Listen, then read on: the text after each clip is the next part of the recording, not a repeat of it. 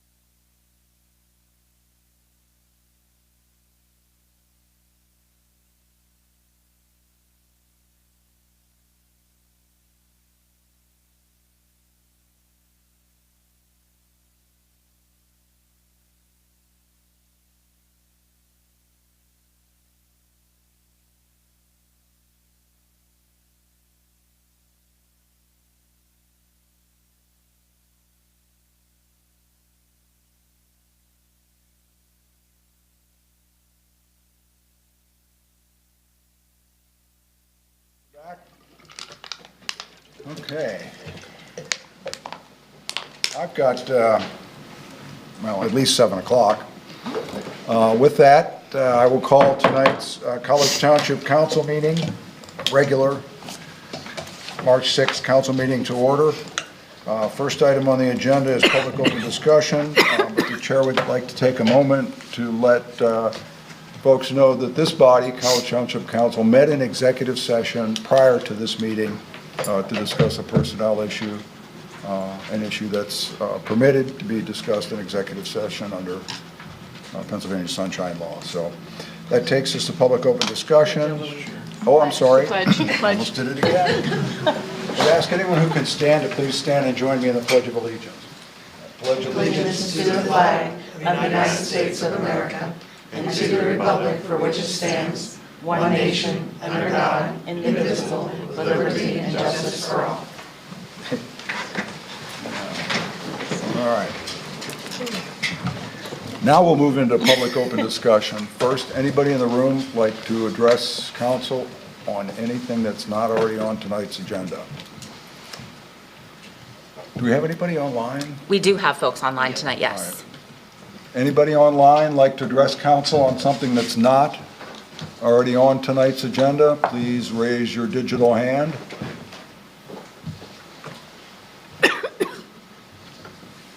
Okay, not seeing any, then we'll move to new agenda items. Any of my fellow council members like to request anything be added to tonight or future agenda? No? No? All right, anybody, this is an opportunity for anybody in the public to offer or to propose a request for something to be added to either tonight's agenda or a future agenda. First in the room, now looking online, same deal. All right, no requests. That concludes new agenda items. We do not have any special presentations. We do not have any plans, so we will move right into reports. First item under reports is the manager's update. There is a written update in our packet. No items were bolded, so does that mean it's the same report as? It's essentially the same report. The only thing that I will mention is just to reiterate, I think I did mention this at the last meeting, we are going to be holding our interviews with candidate firms with respect to the impact study, the casino impact study that the council has initiated, and that will be later on this month, probably, I think actually next week. We'll get started with those. So hopefully soon after that, we'll be able to report back to council and provide you with details and updates.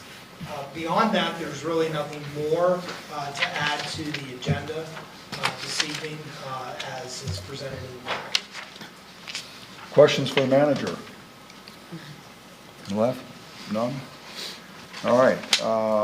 That concludes manager's report. That takes us to COG Regional, County, and Liaison reports. By my record, here we had potentially 4 COG meetings since our last meeting. We had a COG Park and Rec Governance Committee meeting at the end of last month, the 26th. Rich, anything to report on that? That was our reorganization meeting. So we elected our chair and vice chair, which remained the same from 2024. And then the biggest thing that we started with, now that we have the blessing of the general forum on our second tasking, we move into our third, which is the documents that support those things. We started with a very robust discussion about what kind of things we want to look at with regard to that. And that went, some low-hanging fruit the number one priority is to establish an agreement between the authority and the COG in how they do business. And College Township is very familiar with that. We do it. We've got 2 different ones that we do that with. So that was the initial one. The next one really is the bylaws of the authority. Some of it's just to memorialize how they're actually doing business versus used to or whatever. Then there's other ones that come forward with being the agreements with the municipalities with regard to maintenance and how their non-regional parks are being maintained by the agency. Follow-ons on those are general consistency of documents of how they're managing things and ordinances and everything. Similar to code enforcement and rental housing and that. It's basically the same across. There's a little bit of a la carte, but predominantly it's the same. And so trying to move towards that for the parks program as well. And then one of the other things that I threw with being the finance guy, the budget documents and how those flow through and are approved and the monies are allocated and everything in that. So a lot of work. A lot of work still ahead of us, but we're very positive tone throughout. So I look forward to moving forward. Questions for Rich? Susan? Rich, while you have the floor, your facilities was in the next meeting. Well, gosh, yes. The 4th of March. Why, yes, it was. That meeting was another somewhat set the stage for the future. One of the important things that we got was a preview of the capital investments side of the new CGTV format that the COG is going to use, which is the combination of the capital improvement plan and the program plan. So we got a first look at that, and we're able to offer comments to that. I know I'll be seeing it again at the Finance Committee next week. I had suggested showing every committee that so that they know what they're looking forward to when the new document gets there. We discussed contract engineering services similar to the municipalities, what the municipalities do to try to get a better handle on projects and how those flow and are administered. And then finally, we discussed what the committee would like to see and work on. And that included asking agency directors what they'd like to see the committee work on to help them help us, kind of thing. So then finally, we received an update on the 2025 capital projects that are in the hopper right now, which is the renovation of the doors at Shlow Library and the HVAC and roof replacement at the Patton Fire Station. So you should be seeing more of these outputs into the memorandums of record or matters of record in the general form packet. That's what we need, more matters of record in general form packet. Yeah. Anything for Rich? That probably ends Rich, and I think according to the COG calendar, HR was canceled then? It was canceled. The next day? Okay, then that would leave us with the Lucy Committee. Yeah, Lucy met this morning. Just real quick, I do want to note that it's also, thanks to the staff for including it in the informatives, is the comp plan February newsletter. So take a gander at that. It's pretty extensive, so it's some good stuff in there. Okay, so with Lucy, it was a joint Lucy and Center Region Planning Commission meeting today, and really it consisted of a presentation or more of a Q&A from a gentleman called Jeff Sigler, who is a urban planner expert, if you will. Wrote a couple books, things like that. And really just went into a lot of Q&A. There was a lot of discussion about housing, urban versus rural, definitions, things like that. So it was really a good, kind of lessons learned. I know that you had attended, Lindsay, and so, I think it was a good, actually a rather long meeting because of that, but that was pretty much all we did, besides other meeting things. And then I just wanted to add to that I did send out to the rest of council, the Spring Creek Watershed Commission will have a State of the Watershed meeting on the 27th of March. So everyone is invited to that and RSVP if you'd like to go. Yeah, I saw that, and I think a reminder, the RSVP deadline was about a week before that. Yeah. At least that's what they were asking for, around the 20th or the 21st.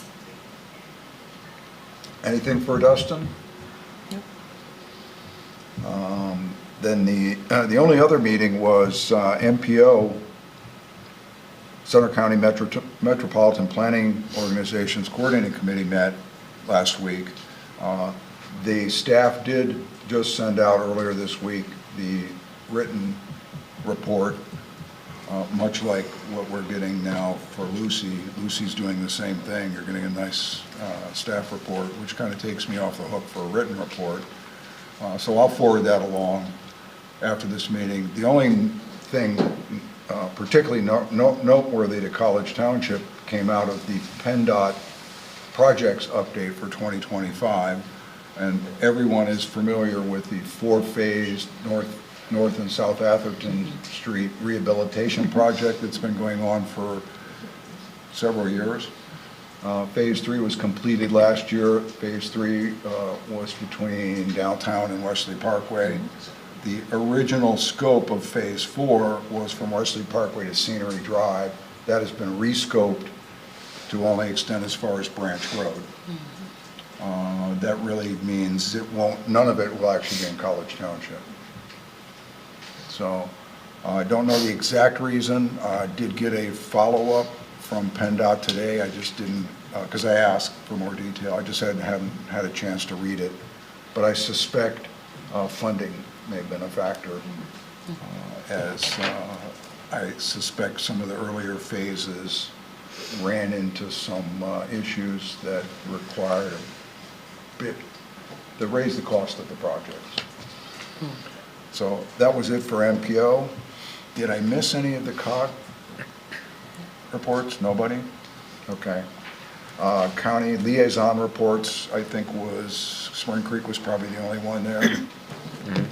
I had the CTIDA, the strategic planning session. That's right. So they did their third strategic planning session. So they've worked through vision statements, mission statements. Now they're looking at objectives and KPIs. So Carrie's going to write that up and bring that back to them. But they're moving along. They're doing a great job with it. So I'm just updating that, and I sent a written report.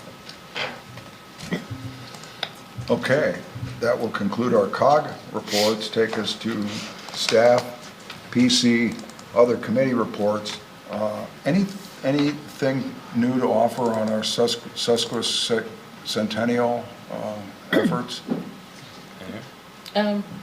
I guess we were supposed to have the bonfire that got canceled due to weather, and then we're just gearing up for the second quarter event, which is going to be a barn dance. So there'll be more information to come out about that. But we do have the sign downstairs if you guys want to see the sign is here, and do we have the other stuff too? Yes, we have the tchotchke. We actually have some very nice commemorative cups that are available. We have some stickers for the kids, and we're well appointed. Once we are able to have that first event, we'll be ready to go. The sign that Tracy mentioned is actually going to be installed out front here in our yard area between the building parking lot and College Avenue.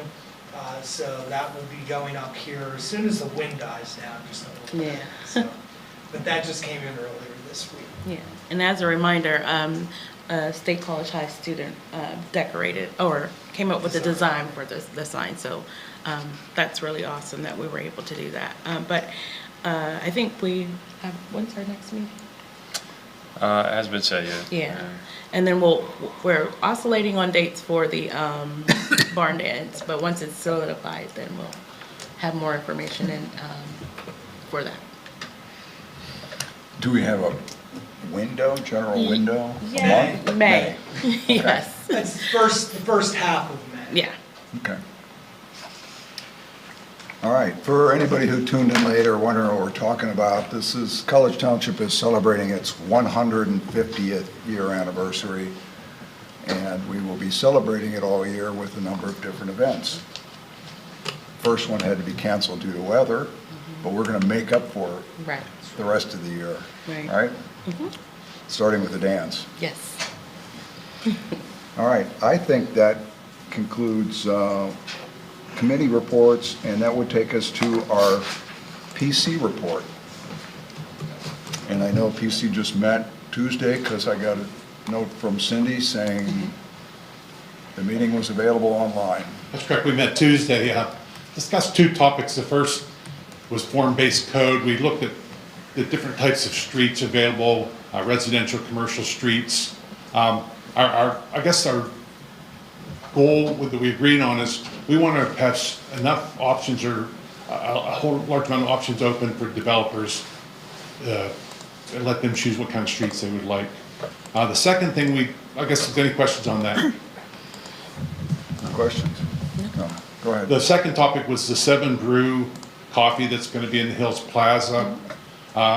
We did recommend for approval the plan. We did not recommend by a vote of 5 to 0 for the sidewalk sidewalk fee in lieu. The cost for, the fee in lieu amount would be like $22,900. College Township cost would be $38,000. My reason for saying no is on our secondary investment corridor. And part of our job is to, you ride over and look at that. I live in a development real close to that. You look at that and think, okay, what's going to happen in the next 6 months? But also I think we have to look what's going to happen 10 and 20 years from now. And I really think that it's on a connector between College Avenue and Atherton Street that maybe down the road there is a chance that there's a sidewalk there or a mixed-use path or anything like that. Some of our members thought that maybe we could go back and look at the engineering a little differently. Some of our members thought we asked them to maybe go back and talk to the landlord. This is sort of unique that the onus of the sidewalk is just on the developer, not necessarily on the landlord. So that was our reasoning between for the 5-0 vote. Does anybody have any questions on that? Questions? So that was not approving the waiver, right? Yes. Okay. Well, not approving the fee in lieu. Yeah. So the presenter of the plan requested a, Fee in lieu. didn't ask for a sidewalk waiver, Fee in lieu. offered Fee in to lieu. pay fee in lieu. Correct. Okay, and the offer is fixed based on our matrix, or that was their Well, offer? the staff actually recommended the fee in lieu. Okay, the amount, I mean.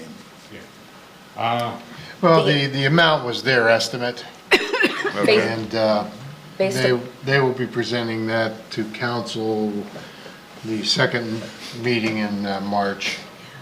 The fee in lieu amount was based upon the calculation that's in the fee schedule that we, adopt by resolution each year, and that was recently updated, so those numbers were used for their calculation.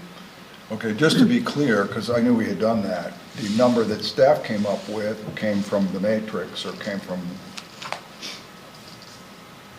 the resolution, the worksheet?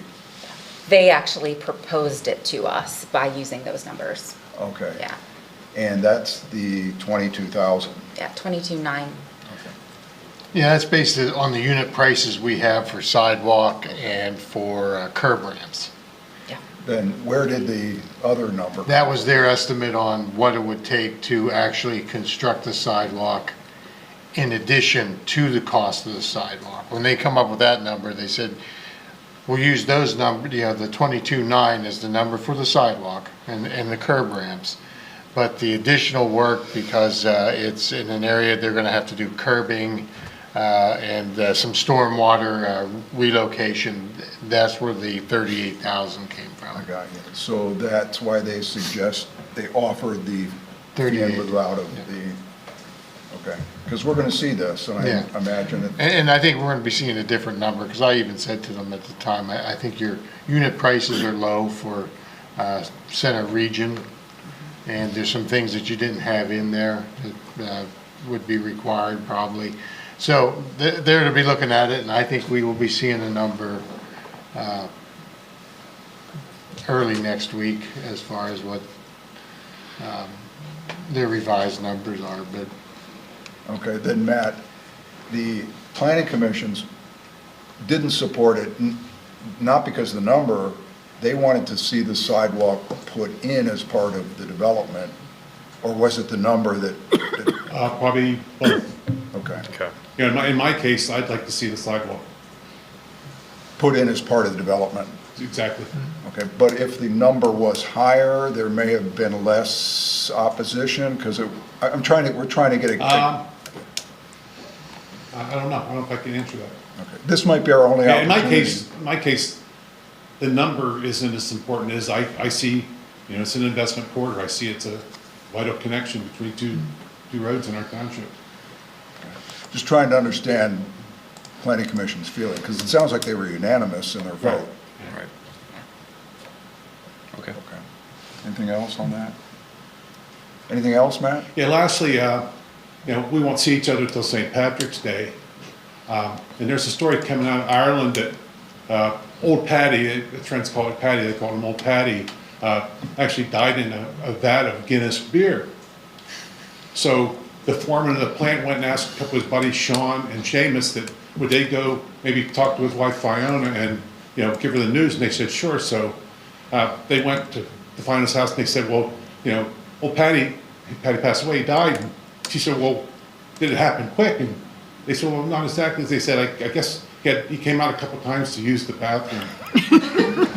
I think. Oh. We need more PC reports scattered in our meeting. All right, thank you, Matt. I think that concludes reports. Did I miss any? Takes us to DEIB. Are we going to have our monthly report this meeting? It's coming up at the next meeting. At the next meeting.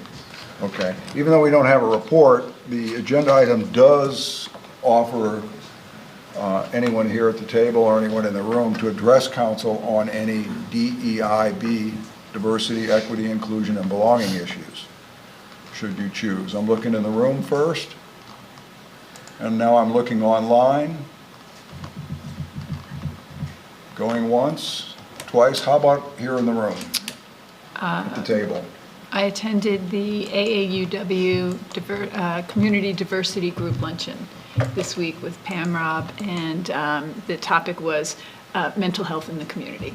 It was a panel discussion, included mental health professionals from the area, from St. Joe's, from Mount Nittany, private practice, and also the Jana Marie Foundation. So discussion of current state activities and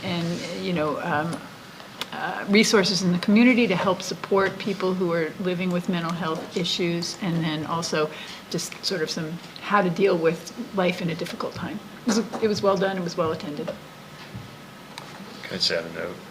Just one thing I wanted to point out, Mr. Sigler today in his presentation at Lucy did mention the fact that there is a direct correlation between mental health and the health of the built environment. And so it's very important to urban planning or, community planning as well. Anything else on that topic? And just for the record, we'll get our official report at the next March meeting. That's correct. March, it's March already. Yeah. It sounds March horrible. now. All right, that concludes all of our reports. That takes us to the consent agenda. And before I get into that, the item that we received in the email the other day, was that to be added to the consent agenda? Is that in the consent? Because I didn't see it in the supplemental. Regarding the engagement letter? Yeah. Yeah, that's an oversight on my part. That should actually be part of CA3 as an action item for approval. So that would be F? Yeah, that would be F. That would be F? Okay. Since it's not on here, maybe we, And it's perfectly acceptable if we deal with that at the next meeting, okay, there's no time issue? not Okay. at this point. Since it's not on the advertised consent agenda. Okay, then we'll go with the advertised consent agenda. Tonight's consent agenda includes 3 different parts. First is CA1, includes one item, which is the minutes of our February 20th, 2025 College Township Council regular meeting. CA2 correspondence includes 4 items. CA2A, letter from Pantera Engineering dated February 18th, 2025 regarding the time extension for Shiloh Commercial Park Phase 1 Final Land Development Plan extension to June 15th, 2025. CA2B is a letter from State College Area School District regarding the Mount Nittany Elementary expansion. CA2C is an email from Mr. Dan Materna dated March 1st, 2025 regarding casino impact study. And the final piece of correspondence, CA2D, is an email with an article from Mr. Dan Materna dated March 2nd, 2025 regarding the casino. The last portion of the consent agenda includes 5 items, action items with adoption of the consent agenda. CA3A is first night sponsorship. CA3B is Resolution R-25-08, General Obligation Note, Series AA of 2022 Extension Approval. CA3C, Stormwater Pipe Bid. CA3D, Approval of HR Specialist Job Description and Pay Range. And CA3E, a waiver request from Classic Cones. Well, you know it's getting warm when we get our waiver request from Classic Cones. All right, with that, do I have a motion to accept the consent agenda as presented, or a desire to pull any items for further discussion? I'd like to pull CA3E. All right. Classic Cones. Anybody else? Anybody else want to discuss anything before we take action? I would like to pull item B. CA3B? Yeah, the resolutions with regard to the general obligation notice. We can do a quick explanation of that. All right, we'll let the manager pull one of those. Thank you. Appreciate it. Anybody else? All right, then the chair will entertain a motion to accept the consent agenda minus CA3B and CA3E. Anyone? So moved. Do I have a motion? Do I have a second? Second? All in favor? Discussion? All in favor, please signify by saying aye. Aye. Anyone opposed? Okay, let's take them in order. CA3B, Adam. Actually, I'm going to defer to Kim for explanation. Kim Petitschnok, our finance director. Yes, these documents represent an extension, which we are requesting on the 2022 general obligation note. The deadline to draw down was April 6th, 2025, and we're not going to make that. We did not draw down in '24, and in accumulating the projects that have been completed and the ones that will be completed in '25 and '26, we need a little bit longer to pull that money down. So we had requested an extension, and they offered an 18-month extension for us to draw down on the loan, which will be December 6th of '26. Okay. Anything on top of that? No, other than we did work with Chris Gibbons from Yes. Concord Public Finance. The engagement letter that we're deferring until the 20th is essentially basically his payment for the services rendered. So we'll deal with that at the next meeting, but it was very reasonable and also very successful. Yes. Questions for staff on CA3B? All right, how about CA3E? Dustin? Yeah, just a couple questions for clarification, and probably, for the good of the public or those that don't really know the zoning reg. So first, what they mentioned hours of operation. What are the hours of operation that are allowed or that they're proposing? Do we know that? So that, I feel like it's 7 PM, 7 to 7, but it's been a long time since I've reviewed that ordinance. Yeah, most of our ordinances are consistently aligned, and in that case, it would typically be 7. In Okay. this particular case, given the nature of the business, an ice cream truck, it may actually extend a little beyond that. I can have that information. Unfortunately, our zoning officer doesn't happen to be in attendance this evening. Yeah. We would be able to give you chapter and verse and section and subsection to answer the question. But It's at least till 7, and it may actually run a little longer in the summer. Okay, See if I can get them.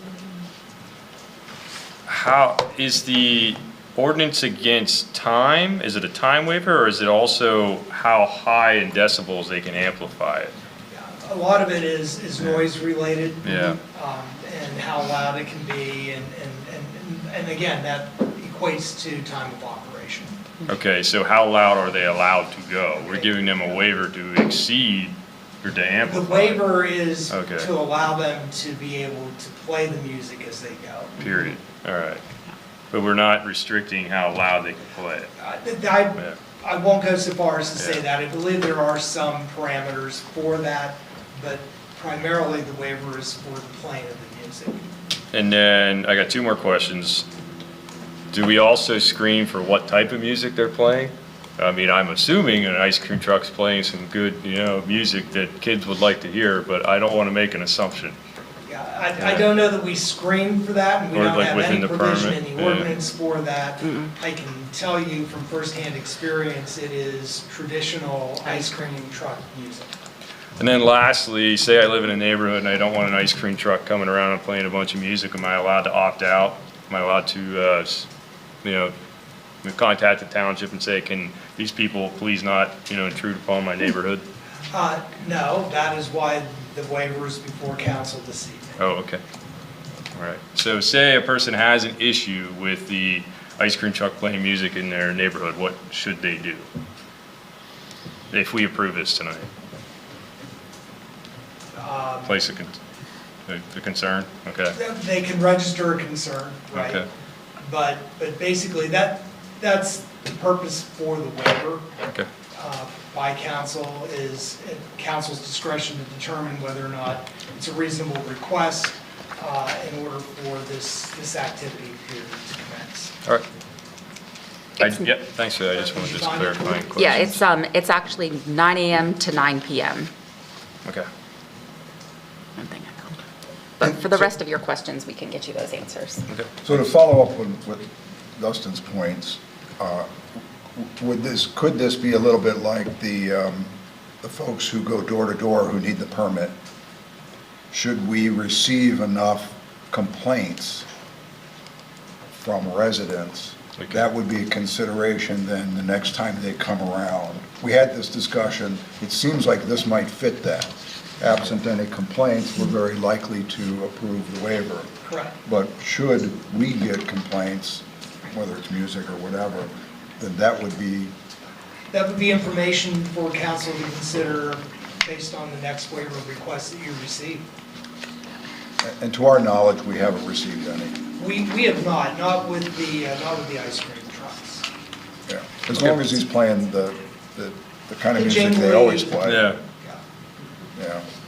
But there's nothing that restricts him from shifting to some other I mean, attention acid rock grabbing. Ice cream truck, I don't know. I have not heard that yet. All right. Anything else on that? No?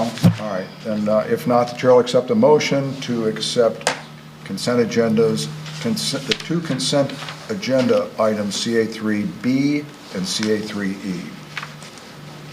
So moved. So moved. Do I have a second? Second? Any discussion on the motion? I don't see anybody wanting to address council on either one of those, so we'll take a vote. All in favor, please signify by saying aye. Aye. Anyone opposed? Motion carries. Consent agenda accepted and adopted by action. That takes us to old business, of which we have one item tonight, OB1, Crew 814, Burkentine Conditional Use Discussion. There is a memo in our packet tonight that I think will help us guide discussion.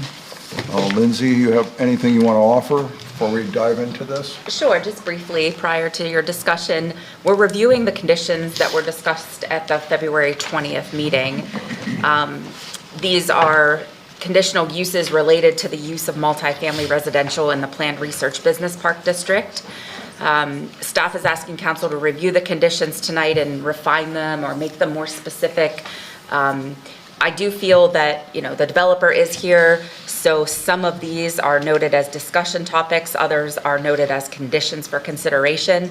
Some conditions may also turn into discussion topics. Those could be taken care of tonight even, checked off, determine, see, after we see what the developer is proposing to us. So once everything is refined, we'll bring it back to you in a formal written decision, so you can actually approve that at our next upcoming meeting. Once the conditions are approved, the applicant has 45 days to accept them. Our next step is going to be approving the tentative PRD plan. Remember, we separated the two because one is 45 days, one is 60. So tonight, and part of the tentative plan approval is considering is the plan in the public interest. So as you consider these conditions tonight, also keep in mind if you feel that, some of these conditions, the plan itself is in the public interest, because that'll help us inform the findings of fact that will come next with the tentative plan. Okay, you mentioned that some of the conditions for consideration in your memo could evolve into discussion topics. Could some of the discussion topics then result in conditions? Yeah, a lot of the outcome from the last meeting, because of the outcome of the last meeting, the developer has prepared a lot of visuals for council tonight. So a lot of those answers, those questions may be answered this evening, taking the conditions off. Okay, so they could be resolved tonight. Exactly, yeah. Okay, then why don't we just start in the order that you have things listed, because it seems like the broader discussion topics we should deal with first. Because some could go away as a result of our discussion. Or Exactly. certainly be, refined down into simpler conditions. Sure, yes. So let's start with the first one, discussion topic. You want to? Yeah, sure. So the development plan shall incorporate a mix of large and small gathering areas as identified on the plan to the satisfaction of council. They have provided a visual for us that highlights the information that was requested. So that's one that we could, discuss further, depending on how you want to go, if you want to call them up or just Yeah, let's keep do going. that. I think that would be the most effective or efficient way to do this. So, you have a copy of the memo, right? Yeah. And you've provided staff with some of these Yes, visuals? I have paper copies too, by the way, which may help out what Yeah. she's going to show. Yeah, yes, thank you.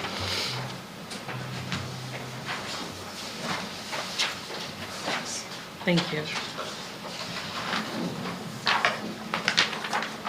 Thank you.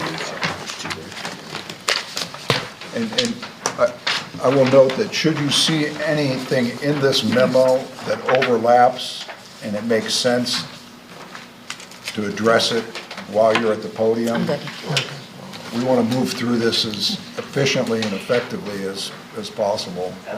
Absolutely. So if you remember, my name's Ron Borger, project manager with the Pantera, kind of representing the project. But yeah, so we prepared about 5 different exhibits. So my goal tonight is to try to walk you down a visual presentation. I'm a man that always felt like a picture is worth 1,000 words. So hopefully through the visuals, we can kind of get a real clear picture about what some of the discussion topics are. So this first exhibit defines the open space. So the green areas are generally the open space for the development, and the cross-hatched areas represent those areas what we would consider active open space, recreational areas. So you can clearly, let me try to grab this here. So yeah. There's a pointer there too. Is it? Yep, I see it. Okay, so, yeah, so looking at all the green areas, that's general, is this on? That's on, okay. So, all the green areas, that's all open space, and then, as I relayed, the crosshatched areas are what we consider active. So, generally, you have the large recreation area and the clubhouse area. That's going to be, the primary focus for the development.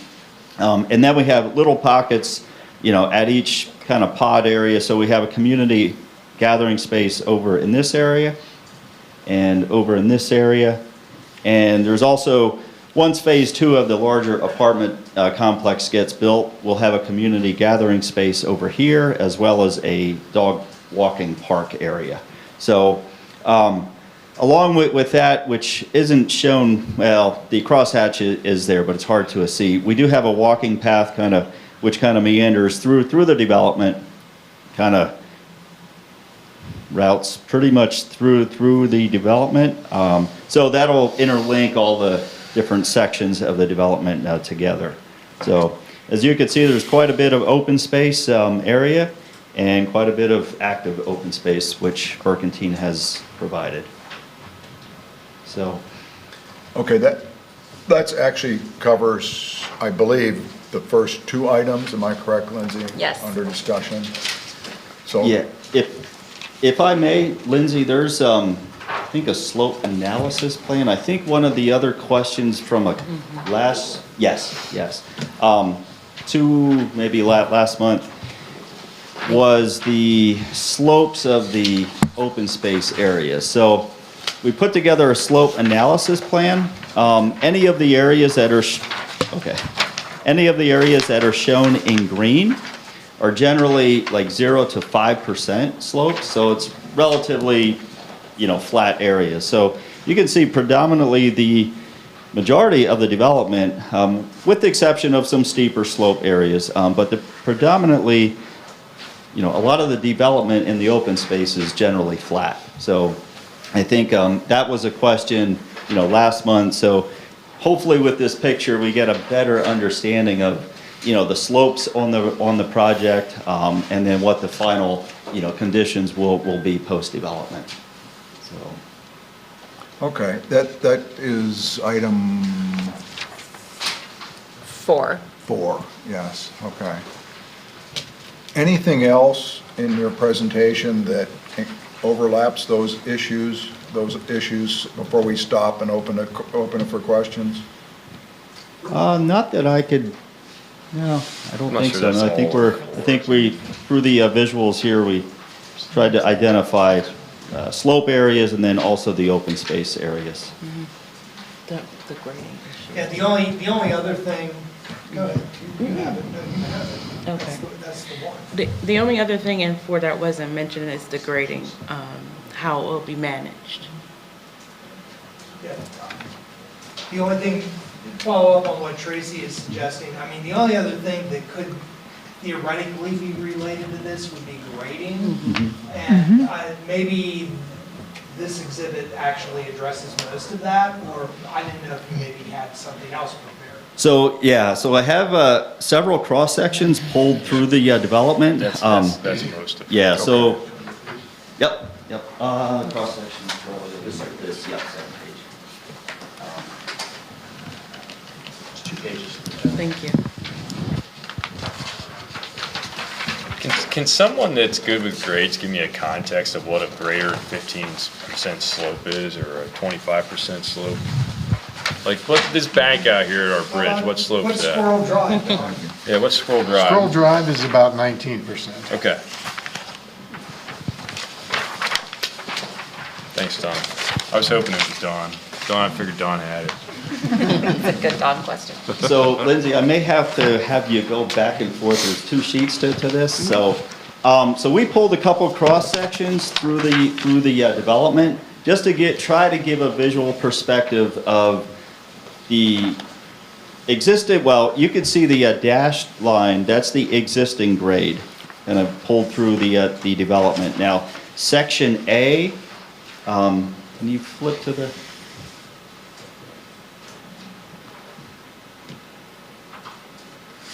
Yeah, so section A generally goes through this part of the development, down this way. And while we're here, I'll just show the other 2. But section B comes down through this part of the development. And then section C, we pulled an area out close to Shiloh Road. So, So yeah, so just to give some visual perspective here, so this area here will be the fee simple townhome area. And then as we move across the site going northward, I'm going a little bit opposite of direction, but we're going northward, and then we're gonna hit the retaining wall where the grade's gonna drop down. And then this area here will be the large apartment complex. So the retaining wall is where exactly? It is this right here. Yeah, just in relation to this. Oh, Two retaining walls. So your highest part is closest to Trout Road. in this area, correct, yes. So the retaining wall is, the cross-section is pulled through this, so the retaining wall runs like this, and then the cross-section is going this way. Okay. Is that your only retaining wall? Oh, there's more. Yeah, we have a couple. Yeah, I was gonna say, that doesn't seem right. Yeah, yeah, there's actually 3 on the site, so, yeah. So if we could jump to the other one, I guess. So yeah, so that was section A. Section B, generally the same concept. We're gonna have and I'm gonna go the opposite way again, but, so we have the rental townhome area, and then as the grade drops down, we get to the community center, that's the clubhouse area, and then we show an area for Beckham Boulevard, and then ultimately over here is the future commercial area. So you can see that the project it's almost tiered in a sense. So it kind of runs like a tiered effect. So again, we're trying to, as always with these projects, you try to balance the site as far as earthwork goes. So, you know, coming up with this grading concept, it's well balanced. And we think having the tiered, it mimics the existing conditions as closely as we can.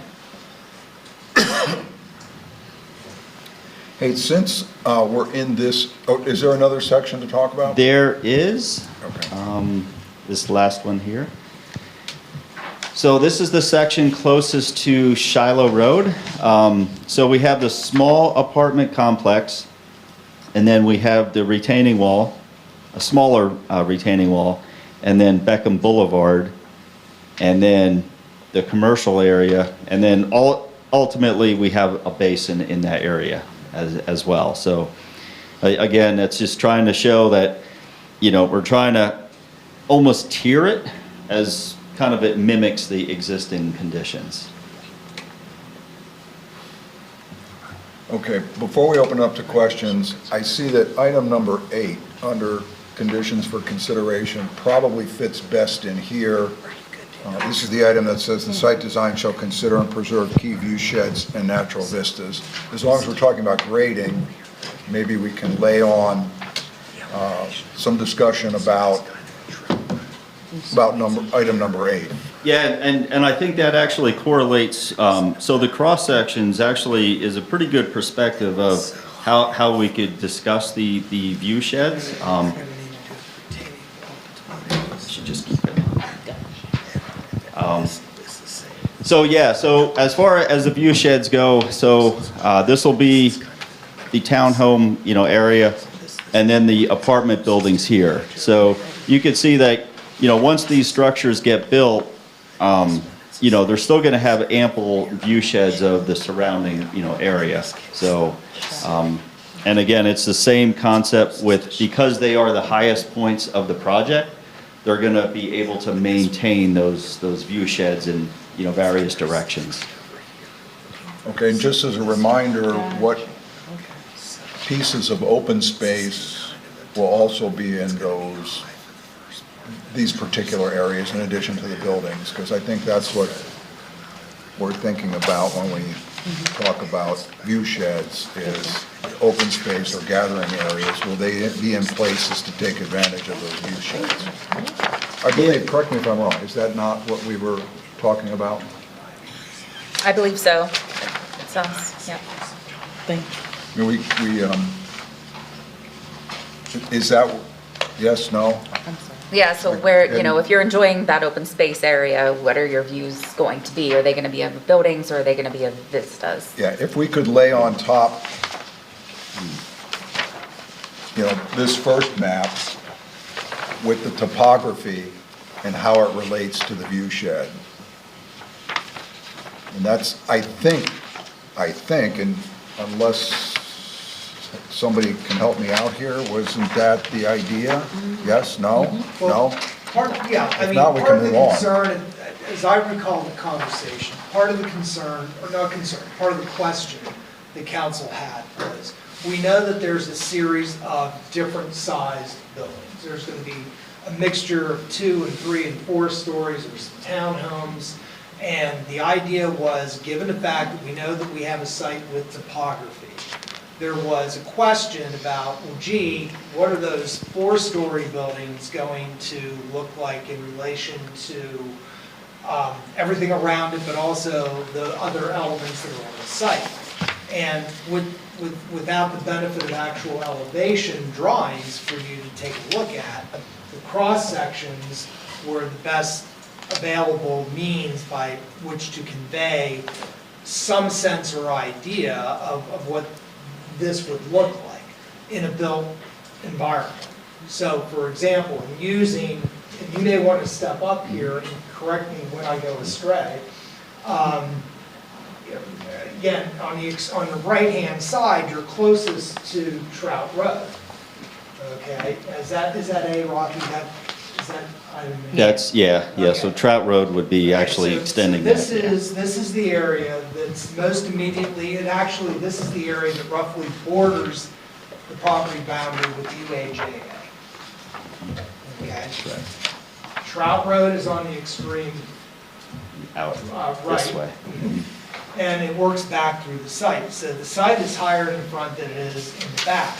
So what we know, based on the project elements that have been included here, is we know the townhomes are going to be on that high piece of the property. The taller buildings will actually be No lower. in the back, but they'll be built at lower elevation. Yep. So that begins to give you some sense of the scale on the site, and gives you some idea of what, in part, our view sheds are, in part, what's going to be usable and how usable the overall site is going to be. And that retaining wall's about 35 feet? This one here? So that's the largest one. Yeah, we were figuring that was gonna be 25, 30 feet high. in that And range. so the apartment buildings will be to the left of that? Yes. And they'll be, are They they should- 3 or 4 stories? They are 4 stories. And then the townhomes are 2 stories? I believe there's 3. 3 stories?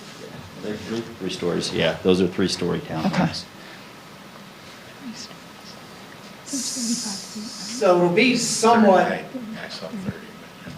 Close, I mean, I don't wanna say almost even, kind of but evenly yeah. distributed across Yeah, the that's- site. that's- There are not going to be dramatically different elevations. Right. yeah. From Yeah. the highest point of any of those structures. Right. So the roof of the apartments, I mean, they're not gonna be way up here. They're not that they're gonna be even, but they're not gonna be so far out of whack as far as the views looking this way. So, And how much higher, how much higher up will they be from Trout Road proper? Ooh. Because Pleasant Point is up. I mean, that may not be a question you can answer. Yeah, It's- I don't know That's any fine. elevations for trout. That's Yeah. fine.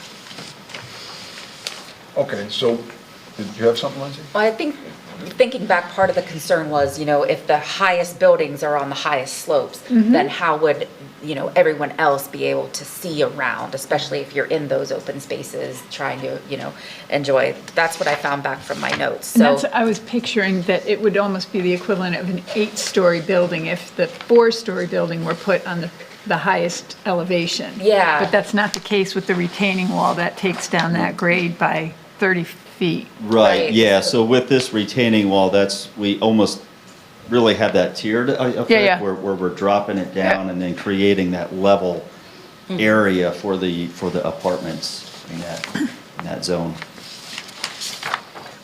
So this, Okay. I think this is a good representation of how the property is going to be laid out regarding slope and view sheds. Then, the last remaining piece of that, and I know this came up, but I don't really know that it's anything that we really need to address, and that was, are any of the open spaces going to be able to take advantage of the views that are available from up there? To me, that seems that that's the property owner's discretion if they want to design it that way to make that an attractive amenity. But I know that came up. Just by coincidence, by the design, do we know yet if any of those open spaces will have a clear view to down the valley or whatever we were talking about, whatever you can see from up there? Yeah, I mean, if we look at, I don't know if we want to drop back to the, let's call it the open space. We could drop back to that one. But yeah, we could stay with this one here. So, yeah, I mean, if we look at like the clubhouse area, contour-wise, as far as if you're in this area here, you know, you're generally, everything that's going down Beckham is lower, so everything's sloping down towards Shiloh Road. So any view shed kind of looking this way, you can kind of see out towards the roadway. Looking back towards the apartment buildings, not that it's level, but they're all general, it's pretty close to the same grade, with the apartments actually sloping down. So everything from the apartment area here is actually sloping this way back towards the back corner of the property. And you're already beyond the 30-foot retaining wall. Yeah, that Clubhouse. large retaining wall is actually over here. Yeah. Okay. All right, then let's stop there, because we seem to have grouped those together logically. Let's start with, to my right here, questions, concerns over what we're seeing, refinements, anything? Rich, Susan? Only question, just if you would, since we're talking retaining walls, confirm the heights of the three. I'm seeing 15, roughly 30, and roughly 20. I'm seeing 20 at Beckham. Section CC. Yeah, so if you go to the, if you go to sheet 2 of this, Lindsay.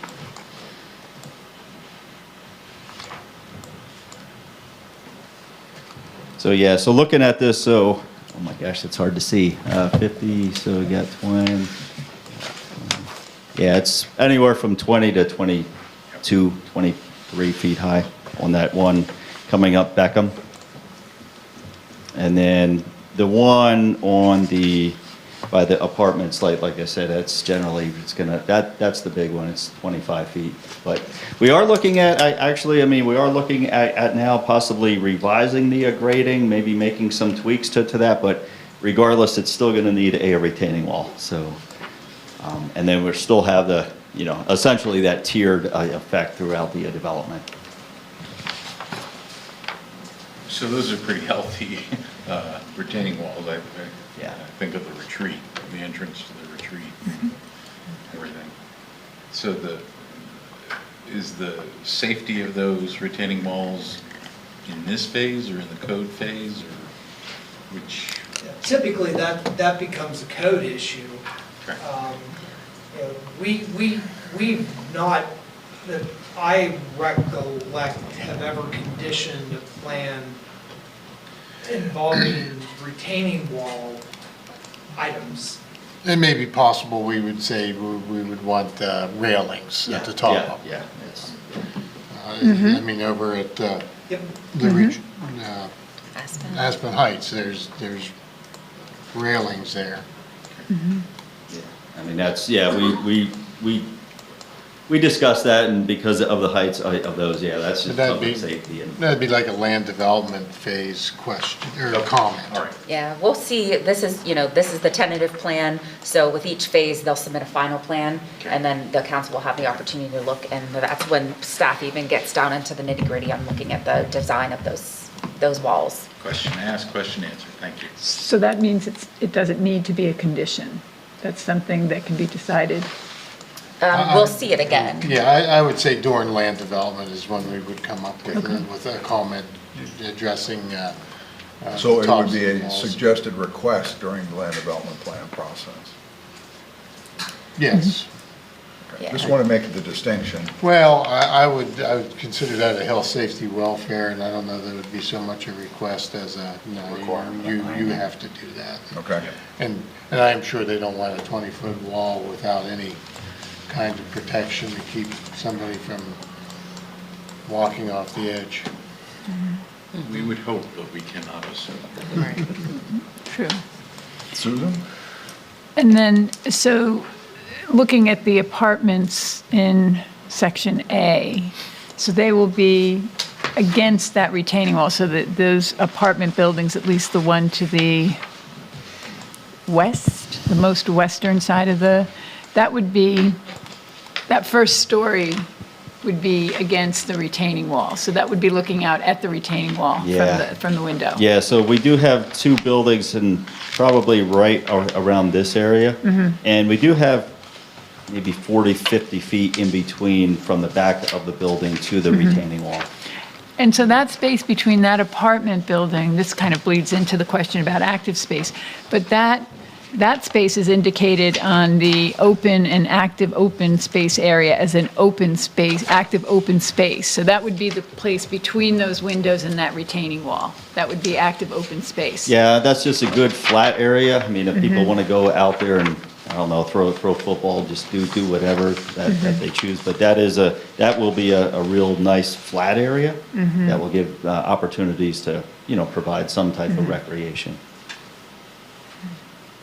Okay. And I'm looking at, I'm struggling because I'm trying to picture this. I was up at the site and looking at the slope analysis legend.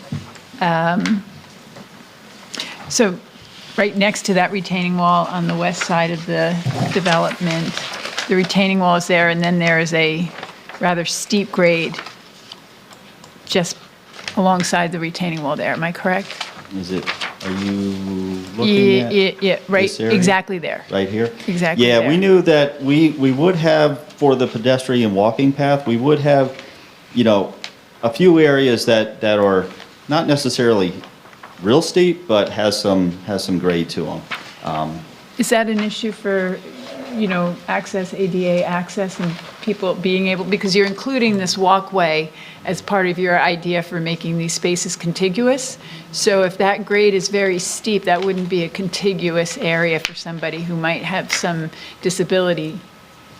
Yeah, I think we had discussed this previously, and we thought about putting some type of, signage there indicating that steeper slopes ahead. Kind of like on I think in Spring Creek Canyon, on that walking path or that bike path, there's signs there that'll indicate, 10% grade for the Right. next, 800 feet. So that's going to be similar to what we're going to do as far as, posting that and letting the public know that up ahead. And I think maybe during the preliminary discussions, we did talk about having just a little wider area so that if somebody, is in a wheelchair, they could actually, have the room to kind of turn around once they see the signage, turn around and kind of go back through. So, we kind of thought that out during the preliminary discussions. So the walking path, what kind of material will that be? It's going to be a mulched, a wetted, compacted mulched path. So, and I know Burkentine, they have done this in the past in their developments, and seems to be a very viable product, and end result is So, good. for example, if somebody is older and has maybe some gait issues or any other, maybe they're not in a wheelchair, but their walking is not stable, how safe is that for them in terms of being a flat, walkable path? Is it pretty flat?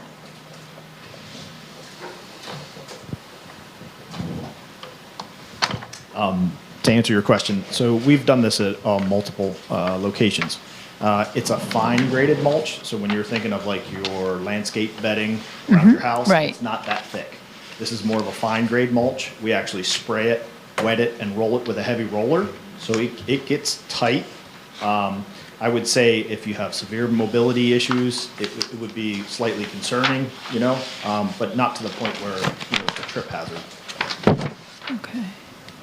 And how often does that have to be maintained to make it flat and safe? I mean, really, we've gone back and done it 2 years later. We've done a re-roll. If there was areas that we had seen where erosion had taken place or anything of, you know, large disturbance. But for the most part, once we set that, it stays relatively tight. Okay, thank you.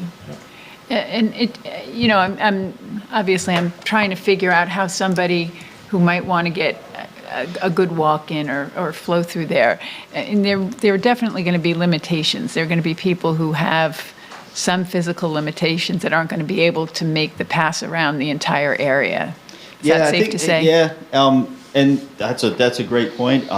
Just wanted to reiterate as well, there are regular concrete sidewalks which run, you know, parallel with the roadways. They are interior kind of to the development. So really, there's a lot of opportunities to walk the sidewalks as well. And then on this side of Pleasant Point Drive, we have that standard 8 or 10 feet wide shared use asphalt path. And if somebody were to use those other paths, they would have to make a one-way pass and then sort of turn around at an endpoint and come back. They wouldn't be able to do a circuit, for example. I guess it depends on where they're starting, but yeah.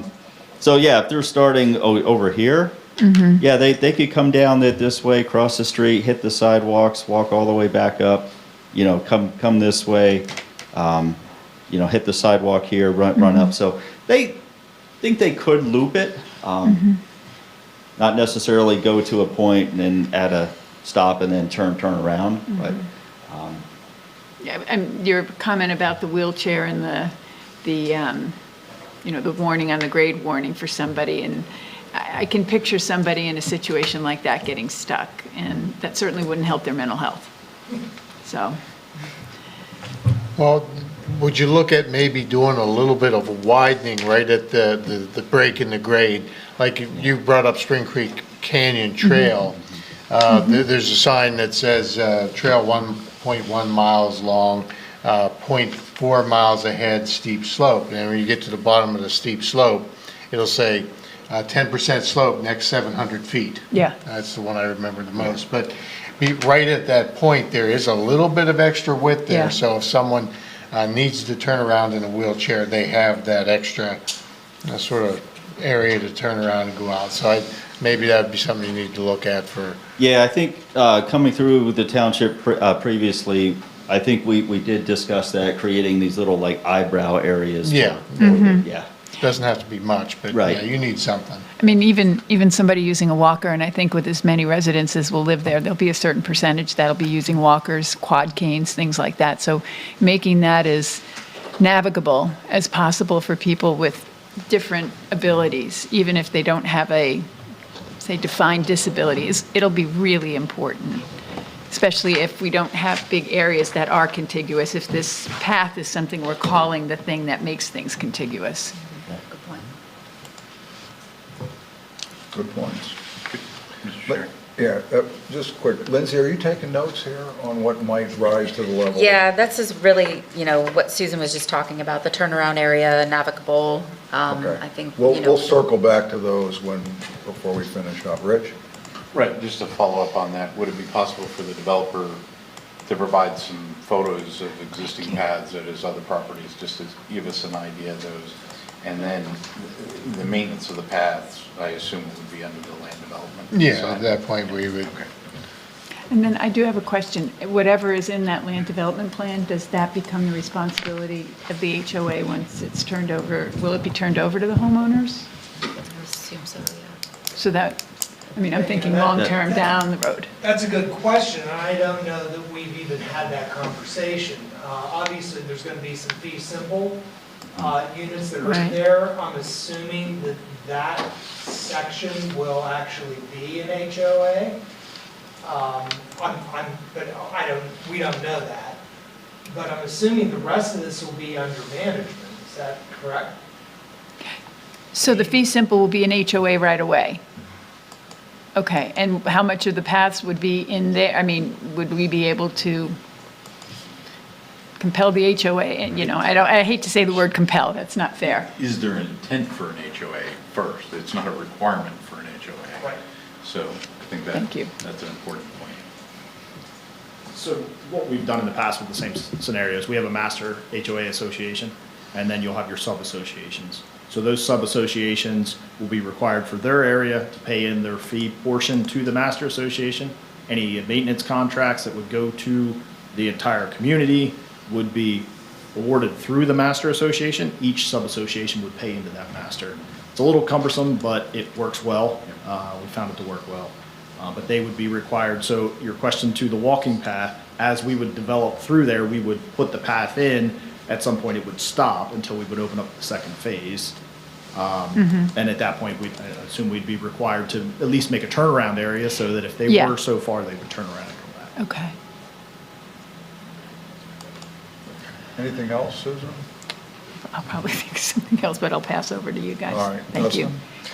Hey, yeah, I just wanted to get a sense, you know, looking at the process, just kind of get it, but, you know, looking at the open space, if I were to go from south to north up Pleasant Point, is there like a hump in the middle there where it kind of goes uphill, like right by the lot 1 and 2?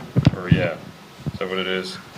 The townhomes, right by the townhomes there, where you see the yellow and the red, right in the middle, Point Pleasant Drive, or yeah, right about So there. we do, can't see your sheets, Lindsay. What do you Is, need? Do we have a grading plan or slope, and I think the slope analysis plan. Just kind of get a sense what it looks like along that, right? Because there's a lot of sidewalks along that too, right? Yeah, Yeah. along this way. Yep. Yeah, if I believe, we do have a high point, so it actually comes up from the cul-de-sac to a high point, and then Yeah. it does start to Okay. drop off. And, Yeah. All you right. know, that's we do what I- have, I think, on the tentative plans, we actually have road profiles. So if you guys wanted to see those, we could certainly look at those as well. And that's indicated as a 5 to 10%. Okay. And then so that's going to be lot 2, the rental townhomes, right? Just to the right of that on that schematic, right? So you have indicated that real steep spot right in the middle of lot 2, where you got a bunch of orange and red shading as active open space area. Yes, and we're looking at this area right now, maybe tweaking the grading somewhat, realizing that how this coloration came out, and try to understand, this is like with all these irregular shapes, it's all computer generated, but we are looking at right now kind of extending the grading out just past like the back of the homes, make a little more of a flat area, and then it would steepen up towards the sidewalk, kind of a flat area coming out and then drop it down a little bit towards the sidewalk. Yeah, which way is the orientation of the homes there? Is that the, So the entranceways will be here. okay. All right, so that is the And this back, is the though. back of the Okay. house. Yeah, they got some height up there, don't they? Yeah. So, sorry. Go ahead. So in that instance, those are rear-loaded townhome, the garages are rear, So the fee are the rental Yeah. units, yes, and then whereas the fee simples are the reverse, or the front loaded. so then the parking space is behind that. So if there's somebody who has a rental townhome there and they have an additional car that needs to be parked behind that graded area, they can't just walk across the graded area, they'll have to go up and over it, or? Well, I mean, there's parking here, Right. and then parking along this whole area here. So I'm just thinking that's a short distance, but that's not a goat path if it's that steep. right, yeah, I wouldn't say it's tremendously steep, Okay. but we need to analyze the grading a little bit, and that'll all be part of the final plan when we come back in with that. So we'll see that at the land development plan stage. Okay. And I would put, just when we were talking grading, so now let's go basically just straight across the road, where you got the real red shaded area up against the apartments to the left, across Pleasant Point, yeah. Oh, To the here? left, yeah. Yeah, and so that's indicated on this one as a 25% slope or greater, right? That one piece of that. Now, you don't have it as, active up to it, but, I mean, is that possible that you could actually have kids sled ride on that? Or is that too steep? I don't know. Yeah. So, The red indicates 15%, correct? I think that was, Greater. yeah, but then when you Greater look than at 15. you look at Should the have a open legend. space schedule, there's one piece of that's at 25% or greater. yeah, so that's over Yeah. 25%. Or, I mean, over, Over, greater than Yeah, it's, 15%. yeah, Greater than than 15. 15%. That's Yeah. this area here. so there's probably a significant hill, like a crown of a hill right there then, probably. Yeah, so I think on the open space plan, like these areas here that we have in this cross section or this hatch pattern, yeah, there's a legend up in that area. Those are steeper slope areas. Yep. Yeah, Yeah. that's what Yeah. I'm speaking of, Yeah, 25% Yeah. slope or greater. yeah. Okay. Tracy? Most of the questions I had was already asked. Okay. I think, by my notes here, we covered item number 1 and 2 in the discussion. My question is, did we adequately cover items 4 and 8? What is staff's thoughts on the memo? I have checks on 1, 2, 4. I believe they, provided the grading plan. We talked a little bit about how grading will be managed. Grading. And 8. And 8, with the view sheds, I mean, I thought it was a good explanation. I thought, I know I have a good understanding of it. It was a good visual, and I think that's adequately addressed. All right, so, hang on. Yeah. So that we can close this out, I've grouped a lot of these together so that I Great. think we can keep this to maybe 4 discussions at most. Great. Is this a good point to talk about the roll number 6 in?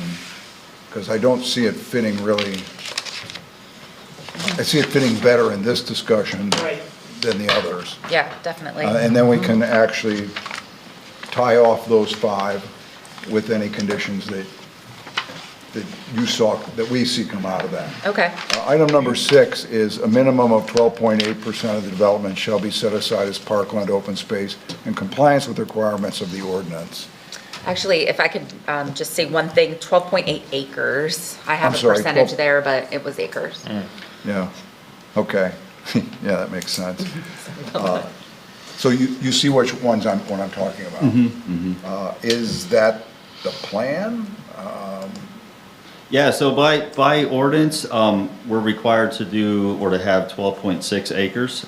So, and by the calculations of all the open space areas, we actually have calculated out 12.8. So we are meeting that. Now, we could, so yeah, so we definitely meet the ordinance of the required open space Okay. acreages. Since I just threw this in here, I'm gonna open this up for additional questions, but for clarification, are any of the 12.8 acres shaded red on the map? Yeah, and if I recall, there is a provision in the ordinance that you are allowed certain percentage in steeper slope areas. I don't recall what that percentage is, but that's why we kind of shaded those areas to indicate that those are steeper areas that are part of that Well, calculation. Sled riding hill. Yeah. Can I just? Yeah, so quickly, if we could just, any follow-up questions on that one so that we can rally around any potential conditions out of those points. Dustin? Yeah, just one follow-up question on that. So looking at the first one, it's the open space development schedule, that one right there. I think that's the one you got up there, right? So, right, there is more beyond what's shaded. Is that the 12.8, what we're shading here? Yes. Okay, thank you. Okay, other questions on the parkland? Yeah. Adam? Just for clarity, none of the stormwater basins have been included as part Yeah. of your 12.8 acres of parkland. That is correct. Thank you for bringing that up, because technically they could be, right? Yeah, I was gonna mention that, but I wanted to see where the questions were going first, but. And just for the heck of it, we probably have half again as much acreage in stormwater? Okay. All right, everybody understand that? Okay, that's a side, 12.8 acres, does not include the stormwater basin. Yeah. Basins? Basin. Basins, yes. Basins, yeah. Okay, Susan, question? I had one question about the path, going back to the last section. Just a question, is the path going to be, other than those turnout areas, will it be the same width, or will it sort of? I believe it's going to be the same width. Okay. And I don't, yeah. it's I don't gonna wanna be the same belabor the width, point. With the exception of those little eyebrow Yeah, areas. okay, thank you. What percentage of the open area needs to be active open area? Is that 50%? Oh, we'd have to look at the plan. Is it 30%? Or no, wait. Is there a requirement for a percentage? I thought I saw something somewhere from the parks Yeah. comments. There was I don't know if that was part of the ordinance. Yeah, the 50%, 50, at least yeah. 50% of the common open space shall be devoted to recreational or leisure time activities freely accessible to residents, property owners, and tenants of the planned PRD. That didn't really answer the question. There, It did. I Oh, don't if- believe that we have a specified active percentage versus what would be commonly determined or defined Yeah. as passive. We Right. have parkland requirement, Yeah. and parkland can be either active or passive, Okay, but there is not a defined percentage. I Okay. think that there is a preferred or a recommendation that we may have received from Parks and Recreation, but I don't believe that our ordinance actually defines a set standard. We do have one? No, oh, Okay. It is Yeah. 50% active, okay. That's what I- I stand correct? yeah, we just, yeah. Yeah, so if we were looking at what, 12.6, so what's that, 6.3 acres, and I don't remember specifically, but I thought we were at like 7 point something for active open space, so. and I hate to ask, but what percent of that would be at 15% or more of a grade? Although that could be considered a sledding hill, too. Well, that's why I asked my question, and the only part I see that is in Lot 2, which we talked about right there with that one's where I saw the higher grade. I didn't know if you guys had anything to add to that. Okay, Lindsay, did anything come out of this discussion that rises to the level of needing to be documented as a condition? It's not, it's not required in the ordinance, but you did note that the, consistency of the width of the path. That's what I picked up from that last one.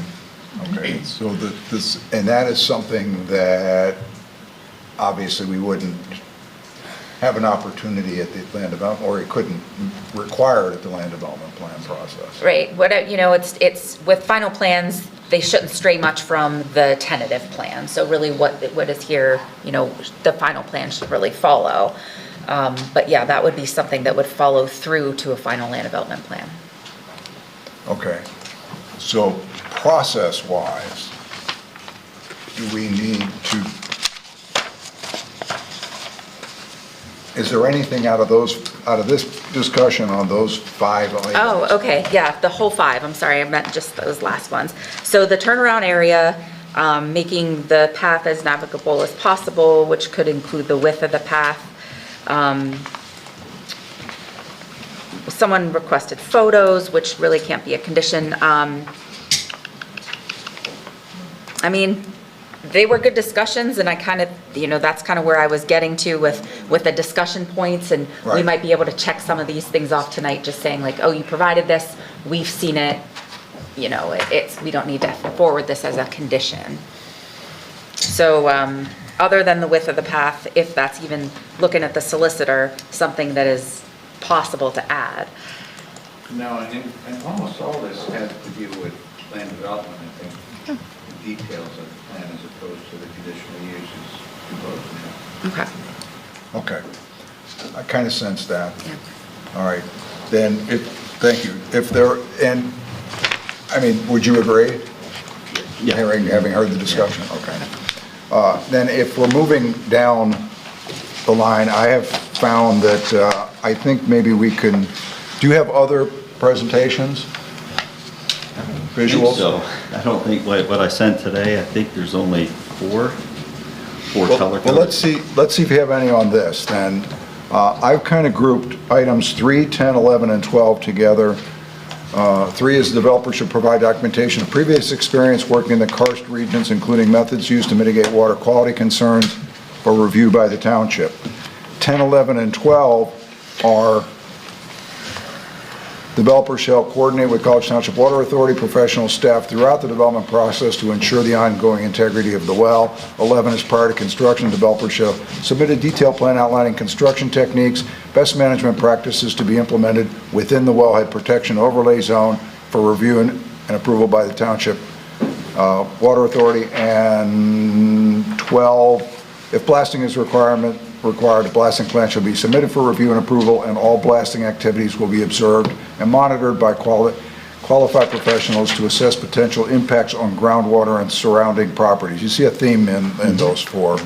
Maybe we can talk about those 4 kind of together, see if we need to.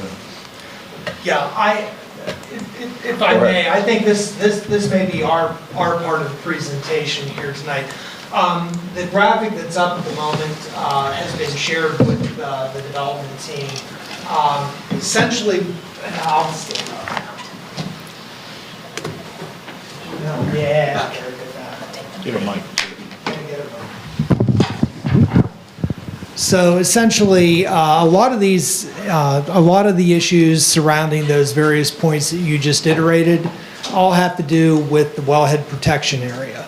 And the wellhead protection area exists in order to protect the groundwater source well that is actually located, and I will find it once I get Shiloh Road here, is located right here. This is the College Township Trout Road well. You'll see that there's a variety of dashed lines that run throughout this. This is a graphic that has been generated as a result of work that's been done by Dr. Richard Parizak, hydrogeologist, who's worked for years in the area here in the State College and Center County area. And essentially, what these dashed lines represent are what is known in hydrogeology as fracture trace lines.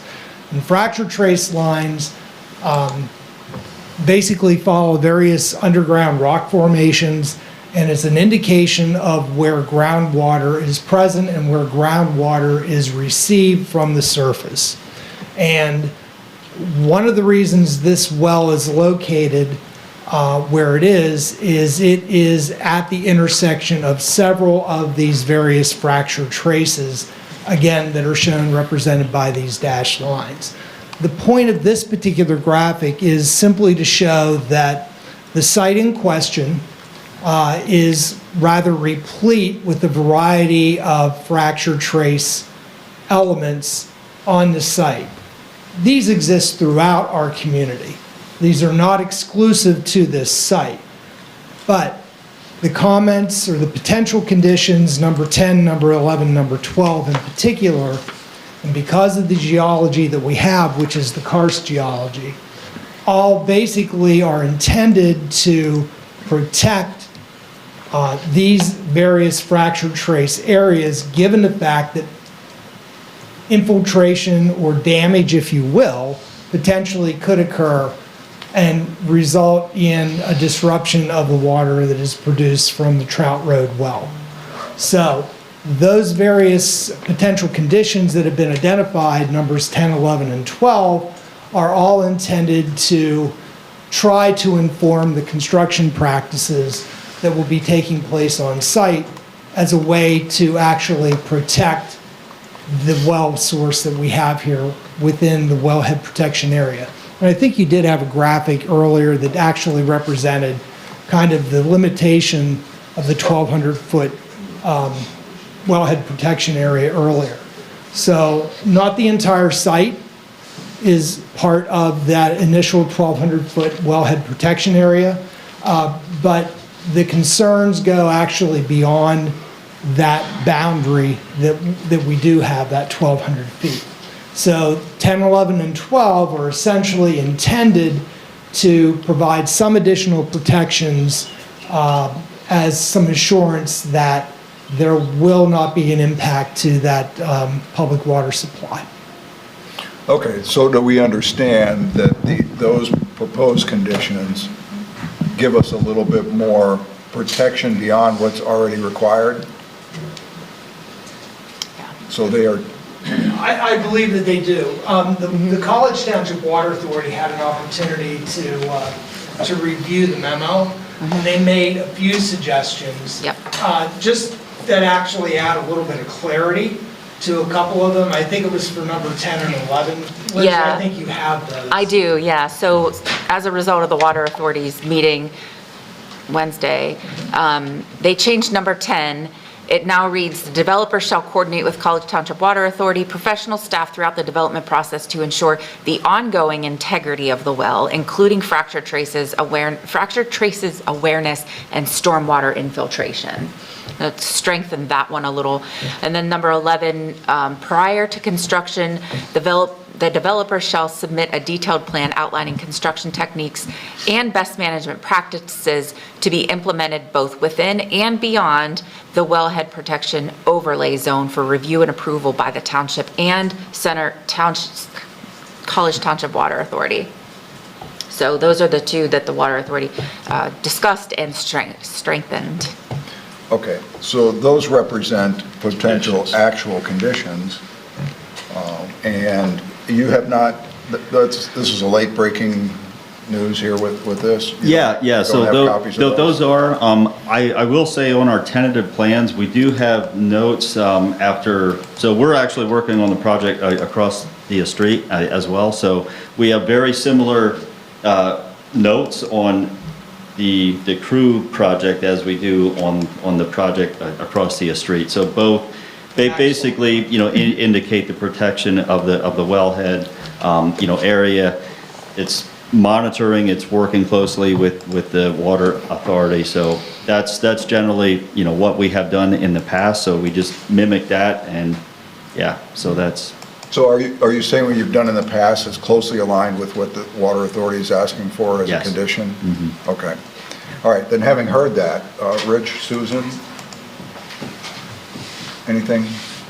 No, we hope that's how, we just need to verify it and memorialize it. It does get done. And that's what we're talking about, potential conditions here. Susan?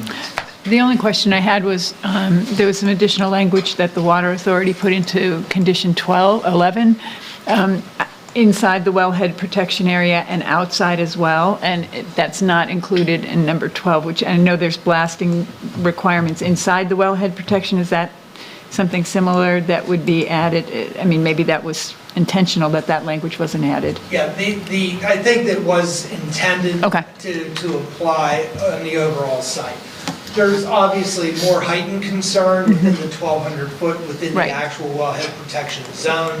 But given the relationship of these fracture traces that run throughout the site, there's an overall concern. And so the intent there is that any potential blasting, regardless of where it happens on site, simply needs to be coordinated and monitored along with the College Township Water Authority. And that's the same as the Maxwell property? Yep. Thank you. Rich? Just I know one of the things we discussed at the last meeting was there was an opportunity for additional bonding or insurance for pollution. Was it pollution that you did? There is pollution insurance that can be required. Okay. I didn't find that in any of the conditions, but in this location, it's. And we use that on road projects, so it's. We'll circle back to that. Dustin, Tracy? Yeah, nothing additional, but I was going to mention what Rich Yeah. did. Yeah. So we're leaning pretty heavily on the professionals in the water authority on this one. So before we go back to Rich's comment, then can I utilize the experience in the nearby experience as a qualifier for number 3, where it says developer should provide documentation of previous experience? Anything beyond that you can offer? Yeah, I mean, from the developer side, if you want to. Sure. Yeah. So we have another project very similar. In fact, we modeled this after another location, South Middleton Township, outside of Carlisle, very heavy with karst, limestone area. We had a wellhead in that area.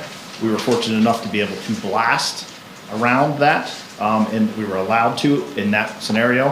However, once we got inside the actual well protection zone, that was all hoe ramming. If you understand, it's attached to a machine and you're pecking at it. You're not blasting large areas.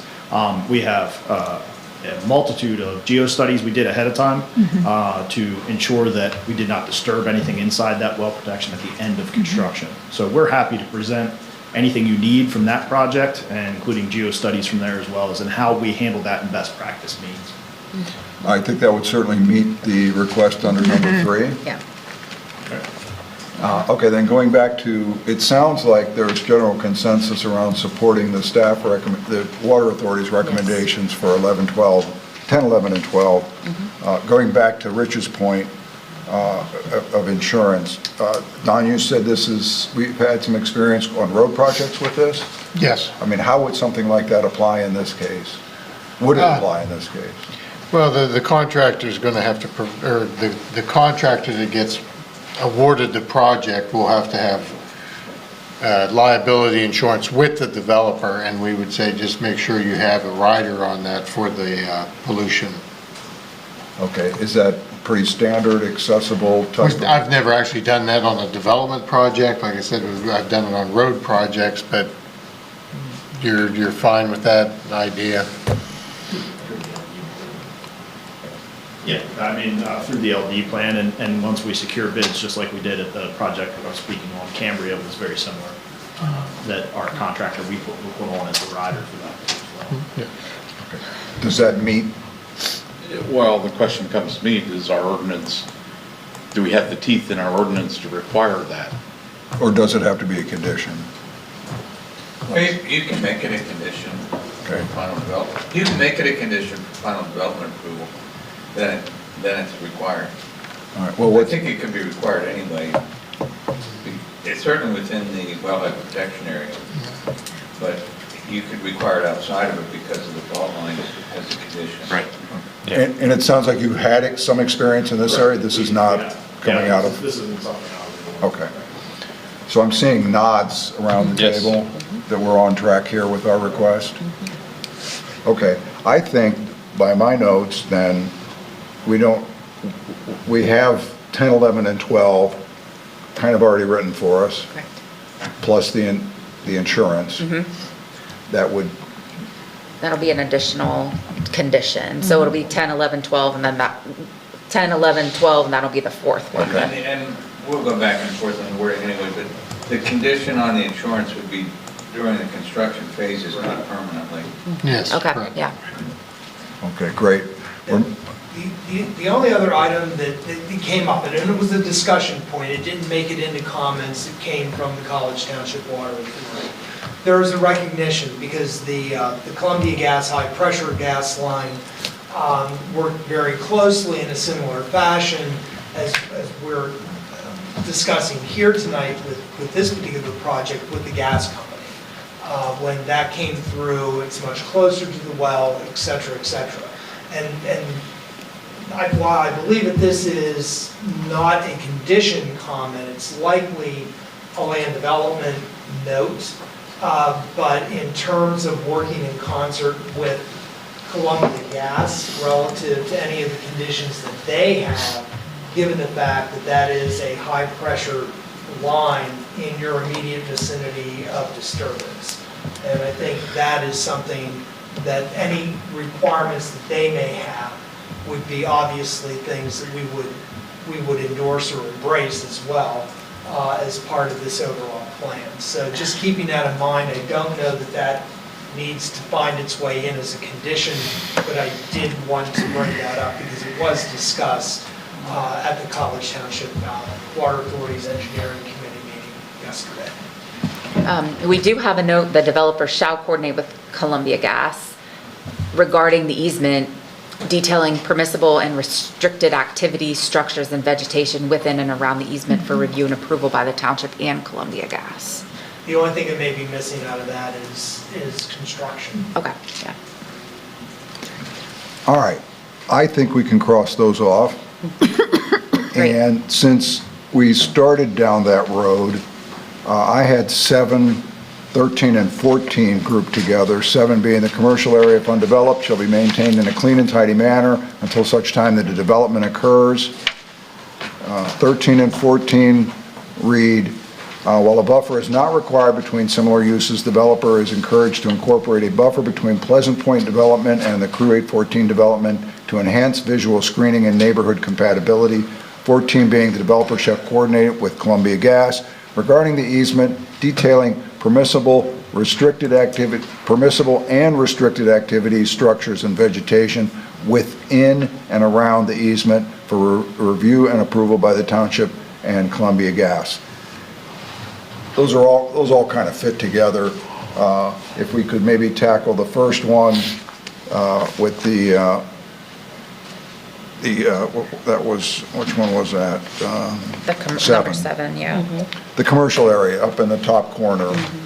Is there anything beyond what would be required by our current ordinances and ordinance enforcement officer that wouldn't meet that? No, because we do have regulations in place that anything, like any open development area that's not being developed, has to be maintained.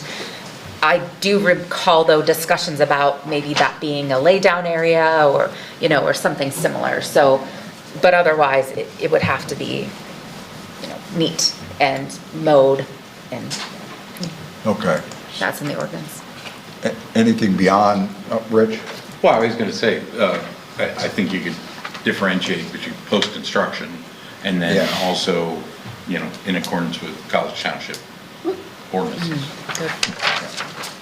So there's Because nothing, the clean and tidy manner, what's clean and tidy? I know. Oopsies. Ask my 12-year-old. yes. All right, so we'll All right. scratch the clean and tidy, and, there's the good language there. Rich, do you want to separate during construction and after? Well, again, I would go back to what tools do we already have to Yeah, we have a weed and grass It might ordinance. actually be beneficial if we could have the same discussion that we had with staff here tonight with council, so that they kind of have an understanding about how the site will be developed and what potential use may be involved with respect to this particular area, since it's not part of what Mercantile directly will end up developing. Right. Yeah, I think speaking with the Burkentine team, I mean, ideally, during construction, they don't have the complete, construction logistics laid out yet, but that area may become a lay-down facility, but then during post-construction, after that work's done, the intention is to, keep that area tidy, keep it mowed.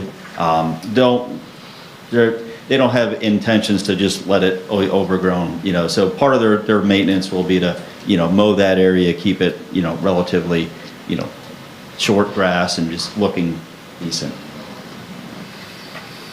Okay. 13 and 14 then, I mean, unless there a desire here to go beyond what the ordinance would require, I'm not seeing that. tidy and clean in the eye of the ordinance enforcement officer? Zoning officer. Zoning officer, okay. 13 and 14 then, the buffer between, I guess, since they're similar zoning districts, there's no real buffer required. What do you have in mind there? And Yeah, so, Lindsay? What do you want to see? Landscape plan. Okay. Before we, I think one of the things that we put that, because we didn't have the elevations and the cross sections and stuff, to see how the potential elevation impacts, you know, you can put a screen up, but if you're above the next property anyways. Right, you right. have an issue. So ideally, we probably should have addressed that with the first group. Not really. I mean, I think it's fine. Yeah, so this is, so we prepared, and this was part of the tentative plan.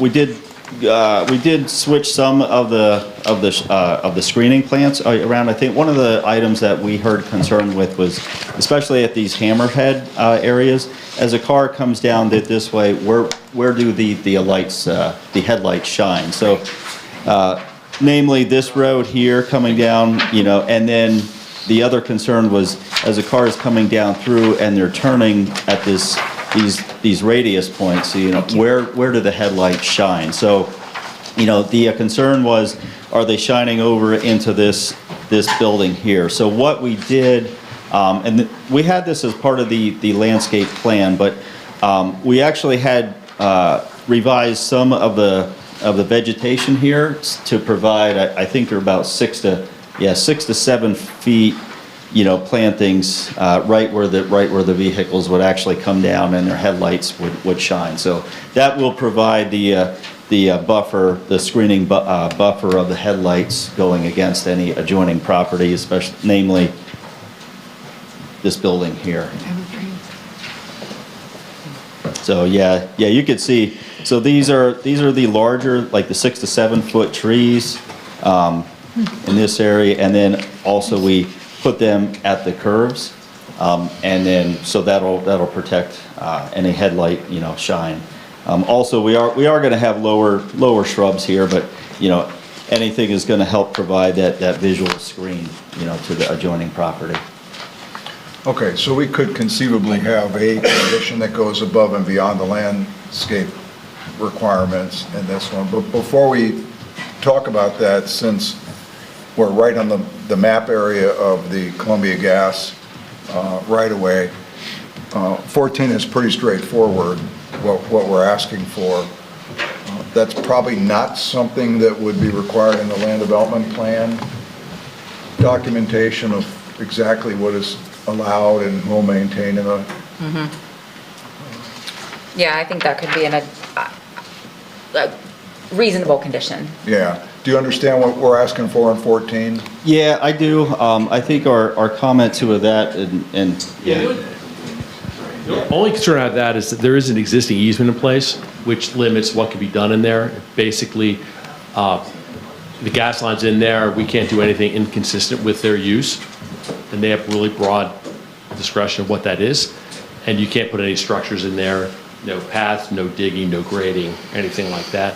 And if we put stuff in there like grass or something grows in, they can come in and mow it and do it. So they have a lot of superior rights over there, and that's already recorded in place.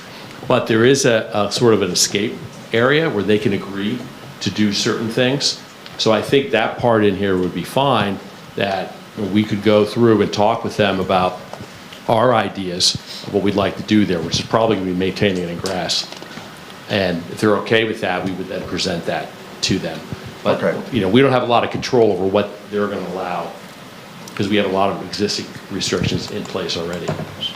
I think there were two interests here. Was one, finding out what those restrictions were, who would be responsible, and then secondly, what was probably what we're going to talk about, if we were interested in seeing some additional landscaping there for buffer purposes, you know, what could or couldn't be permitted. Rich? No, I was just going to say, I think it just makes sense to have a proactive discussion. That I know what the recorded document says, but let's try to keep out of the courts and interpretations and all that, and just have a clear understanding of the expectations or limitations on both parties, and then the township is involved in that review as well. So at a minimum, we would like to at least get documented what you've gathered from Columbia Gas as far as who's responsible for what, and what you can or cannot do. Yeah. I have only one copy. Okay, so we already have that. You have these? I know I said No, you that's already. the recorded easement. Yeah, that's recorded. That's where we start from. That's where you start from. So- Yeah, but an affirmative discussion amongst the parties. Right. To Rich's point, I think that still stands, right? Like 13 as it's written. I mean, that's where I'm at on it. No Not but surprise, no 14, surprises not as we get 13. further in. 14. 13 or 14? 14. 14, okay.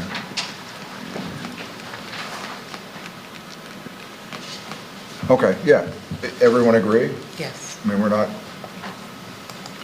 necessarily asking for anything other than what can or cannot be done in there, correct? We're asking for them to have an actual conversation, not solely rely on the recorded easement. Okay. Does everyone agree that's what we're Yes, asking for? yes, yes. Okay. Do you understand what? Yeah, that's consistent with the easement. Because Okay. easement said they could agree to other stuff, so it's certainly consistent with that, that's fine. Okay. And then that discussion then can happen at the staff level as we're preparing a land development plan?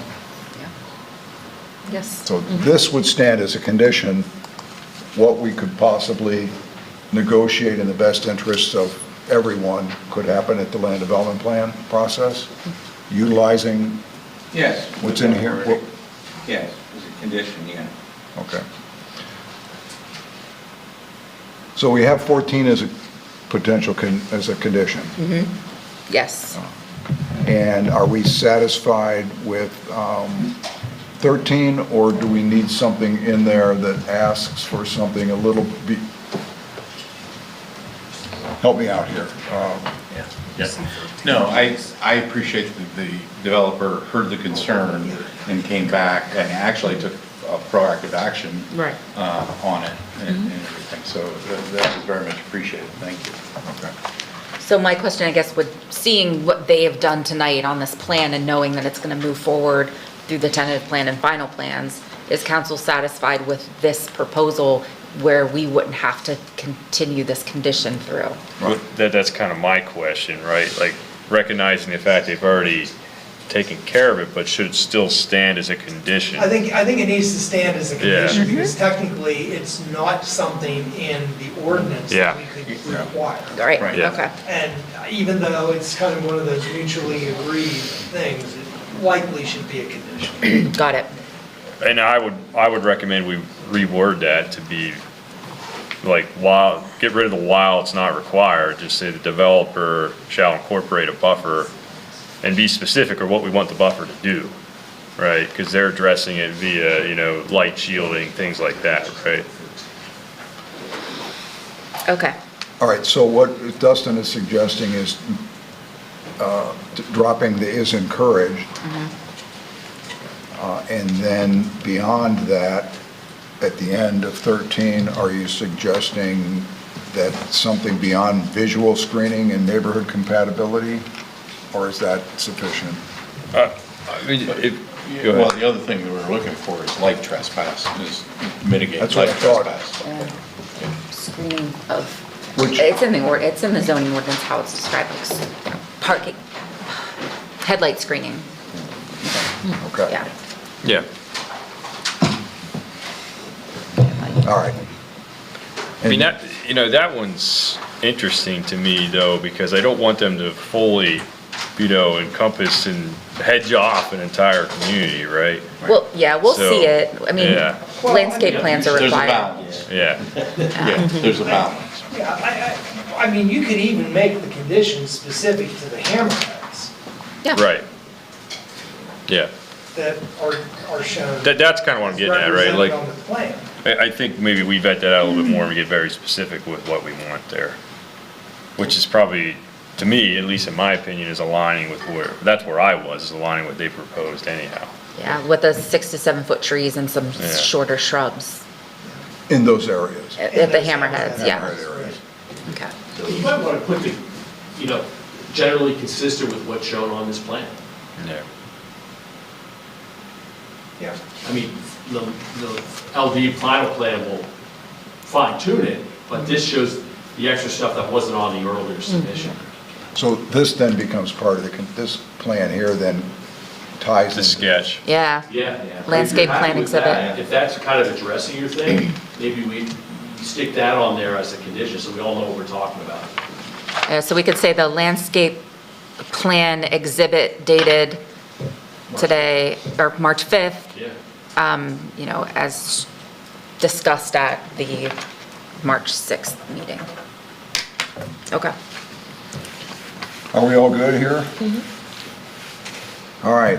I'm down to just a couple here that I'm grouping together, and I'm next looking at 9 and 17 as a single discussion. 15 and 16 is a single discussion. But let's go back up to the top to 5, because it's kind of out there on its own. Grading plan shall specifically address conditions along Shiloh Road and Beckham Boulevard to ensure proper stormwater management and safe site access.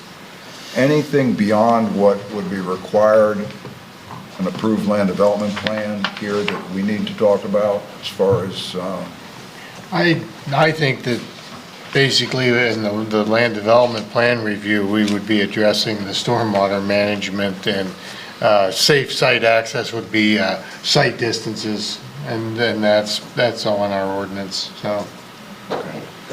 and Shiloh's PennDOT Road? Yeah. Yeah, So- yeah, so they'll have a bite at that apple too. Okay, I sense that would be it. Anything beyond what we, in that case, for number 5, beyond what would be required in the land development plan? This is just a kind of a question back to the developer. We kind of touched on it when we had the opportunity to meet with staff. But there is some grading in that area to what would be the south of the site, south of Beckham, that is going to be occurring. Do you anticipate that that's going to create any difficulties in your ability to meet the various site requirements that you're going to have for that road connection with Shiloh? Yeah, I don't envision that. I mean, certainly that's gonna be all part of our grading plan. I know looking at that area, and we actually, so where the roadway actually comes out, we kind of evaluated that, I think, very early on, as far as the best location for, site distance. So, and as far as any laybacks of any grading, once we move into the HOP design, that's really going to dictate, decel lanes, drop lanes, as far as this intersection goes. So from that point, we'll be able to really define and really work up the grading, for the intersection area. Rich? I just, having seen some of these type entrances that supposedly meet the requirements of PennDOT, and knowing that they're not safe, because you have to creep out to actually see. I mean, that's just a concern, but I don't know if we have something to address that, being a PennDOT road. I mean, we have site distance requirements in the subdivision and land development ordinance. but Well, I think- and looking at that sketch there, the red ends 30 feet short of the edge of road. So it's not, that bank's not coming down near the edge of road, and typically your site distance is measured 14 feet back from the edge of the cartway, so from looking at that, I don't think we're gonna have any issues. That'd be good. The one thing, if we knew where the stop block was, because like I said, I've Yeah, seen where I people have. know what you mean, Yeah, yep. and we don't want one of those. Nope. Period. Well, back Don- entrance to Walmart, is that? Oh, you mean like that? Yeah. Don, you mentioned the cartway. That's existing cartway? Shiloh. Yes. Shallow Road. Yeah. Not the existing right-of-way, but the actual curb or edge of the road? 14 Yes. feet? For site distance. Oh, for that distance, yes, it's from it'd be from the white line of the cartway. Okay. 14 feet back from that is typically where you measure your site distance from. And is it fair to assume that there's enough right-of-way there that in the semi-near future, that cartway could move in one direction or the other? Oh, definitely. I mean, here's the property line, right-of-way line here. So we could see from the cartway, edge of the cartway, it actually is pretty far back. I don't know the distance offhand. but Yeah, it'd be it's- possible, Eric, that we're throwing another lane in there somewhere at some point. And we would still, 14 feet would still be adequate? Looking at that, I think Okay. we'd be fine. You know, truck So radius, I didn't realize there was that much. pull it back. You know what I mean? Yeah. It's- What is that currently? Any? What's that idea? measurement? What's Or what's the that distance width? from the cartway to the right-of-way line? Yeah, I don't know. I actually, without measuring it, I don't know off the top of my head.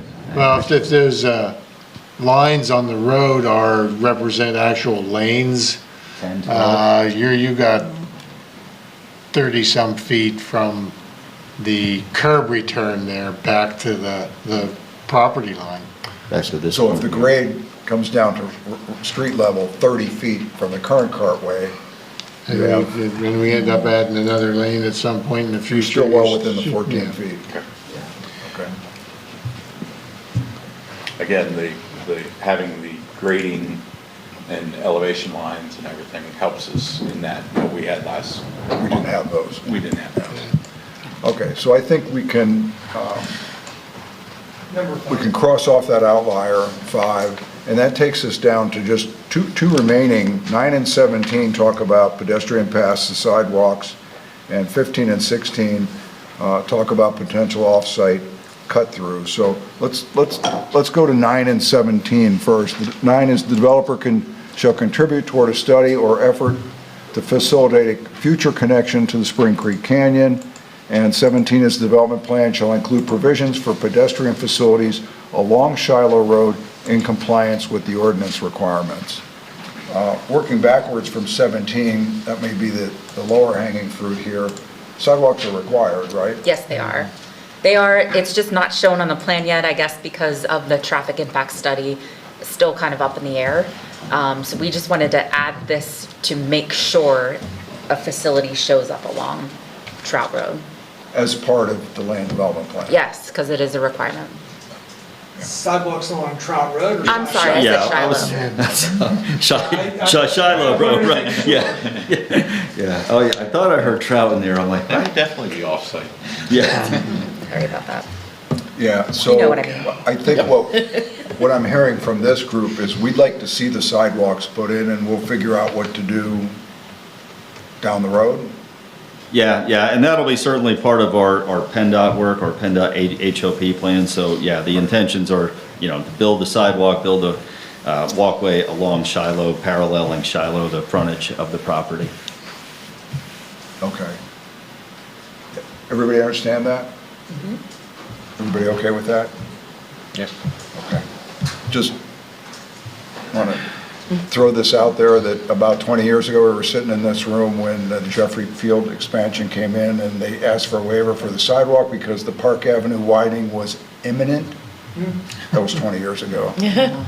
So kicking and screaming, we made them put the sidewalk in, and Park Avenue is still the same width it was 20 years. Now, I hope we're not in that situation. Kind of worked out. Anyways, I had to have one of those tonight, didn't I? All right, we can cross that off the list, right?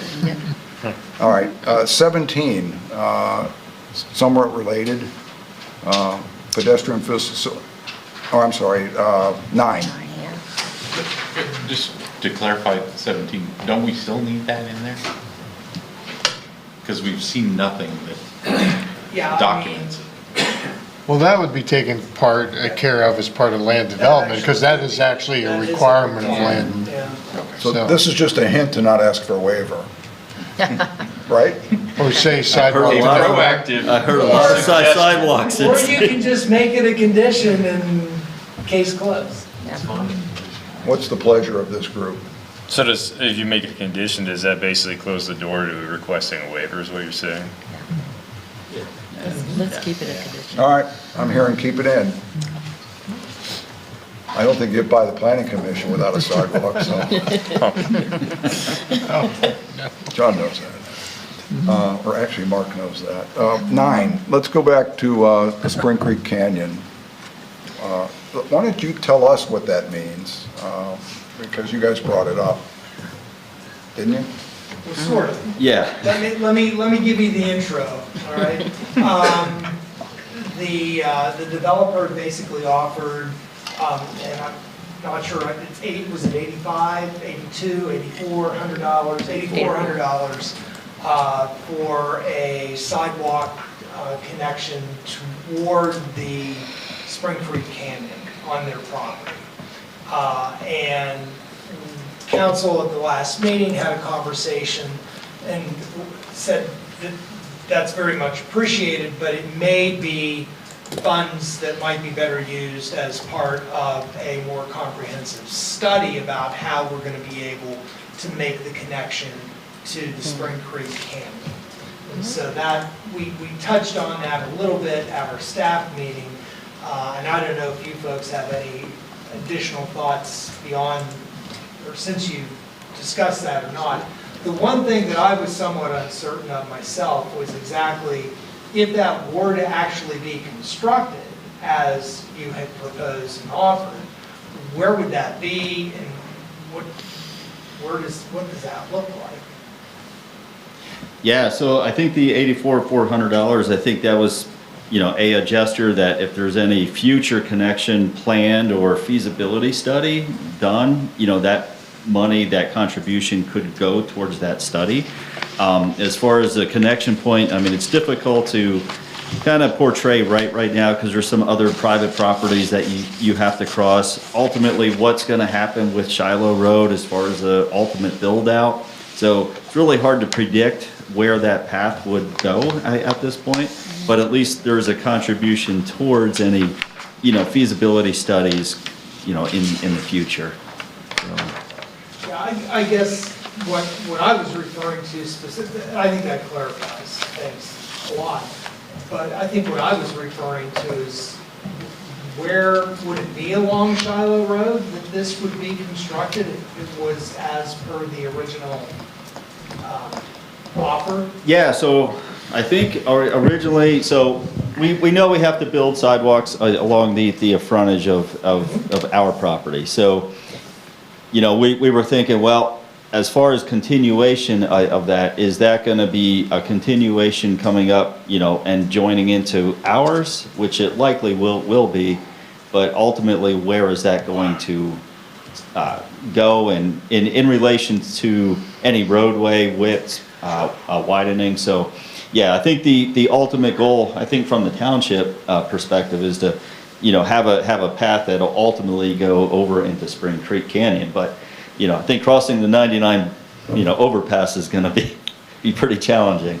But at least, the development team has chosen to make that contribution to, if there's any future studies, at least putting money towards that, Have we seen any areas where it has successfully happened to where it connects, like over our busy highway? Wattle Road. Yeah, Okay. yeah. Gotcha. I'm thinking that. So it can be done. If you're going to lift the bridge up at the same time. Well, It's not easy. that's the issue, yeah. Yeah. Construction of the bridge. Yeah, because I think right now that bridge is a pretty tight corridor through that, so I don't, ultimately, how they're gonna access across, I think that's gonna be a challenge, but. Okay, but just to be clear, sidewalks is part of the plan along the frontage of your property along Shiloh Road as part of land development plan Part of the requirement. land development process. And And that's what we and staff envision would ultimately go to the canyon? Eventually The path lead along. to the Yeah. canyon. Yeah. If it wasn't, if we were thinking that it might hit the property line somewhere else, then we could be talking about, easement access or anything. But if it's going on the potential, the required sidewalk along Shiloh, then, yeah, that's covered. All right, anything else on those two? I don't think, Lindsay, then there is anything that, Is it okay to keep number 9 about the contribution to a study or effort? Yeah, okay. Great. I Then- think you want to put the dollar number in there also, 8,400. so we know what we're talking about. how about a dollar range? No less than. No less than. How about no less than? A fair question. Up to 8,400, that's fine. No less than. Yeah, we like that one better. So we decided to keep 17 in, just for the record, even though it's a land development plan requirement. And we can leave, what 9. was the other, 9? 9. Yeah, 9 okay. with an amount.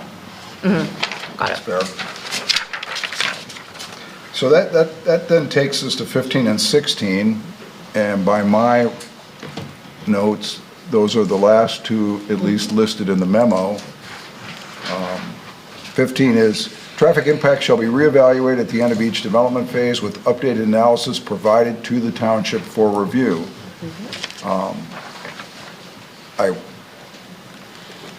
That would be by the developer, I assume, okay.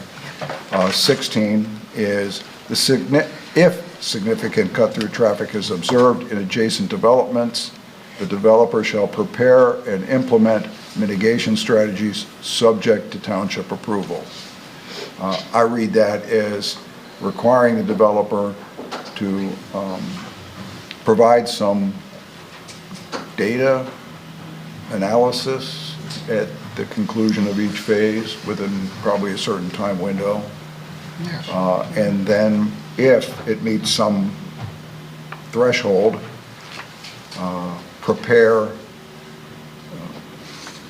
implement or prepare mitigating strategies. Am I correct?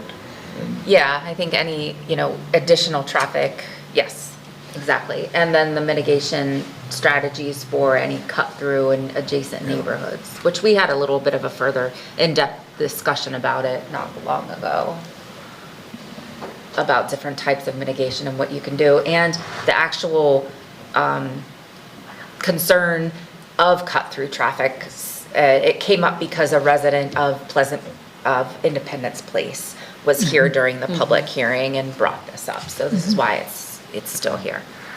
Is there anything that came out of those subsequent discussions that would be helpful in our discussion here tonight?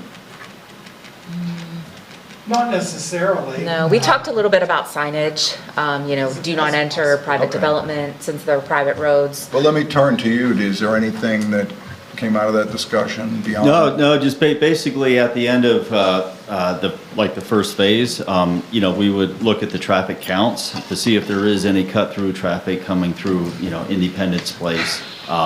So yeah, and then at that point, we'd have some pre-existing counts, and then also post-construction of phase 1, we'd be able to kind of analyze those counts and then best determine, are there any additional traffic that's cutting through that development as a shortcut. I guess trying to shortcut through to get to Walmart, I guess that's in that area.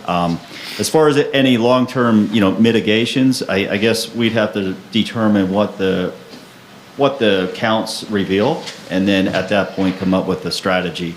But I think, I believe Independence Place, that's a private development with private roads. So again, we'd have to work with that, with that owner, with that developer to see if we could do any mitigation strategies in their development. So, Yeah. they don't own it, so it's kind of hard to say what we could do. Well, that's what makes it a challenging condition, we're trying to recognize the potential, protect the integrity of the existing neighborhood, but our reach is pretty limited. Yeah, it is. So that's why these requests have been crafted, I think, in such a manner to ask for your assistance in helping us help them. I think Is there are that, three different homeowners associations in there. pardon me? There are three different homeowners associations in Independence Place.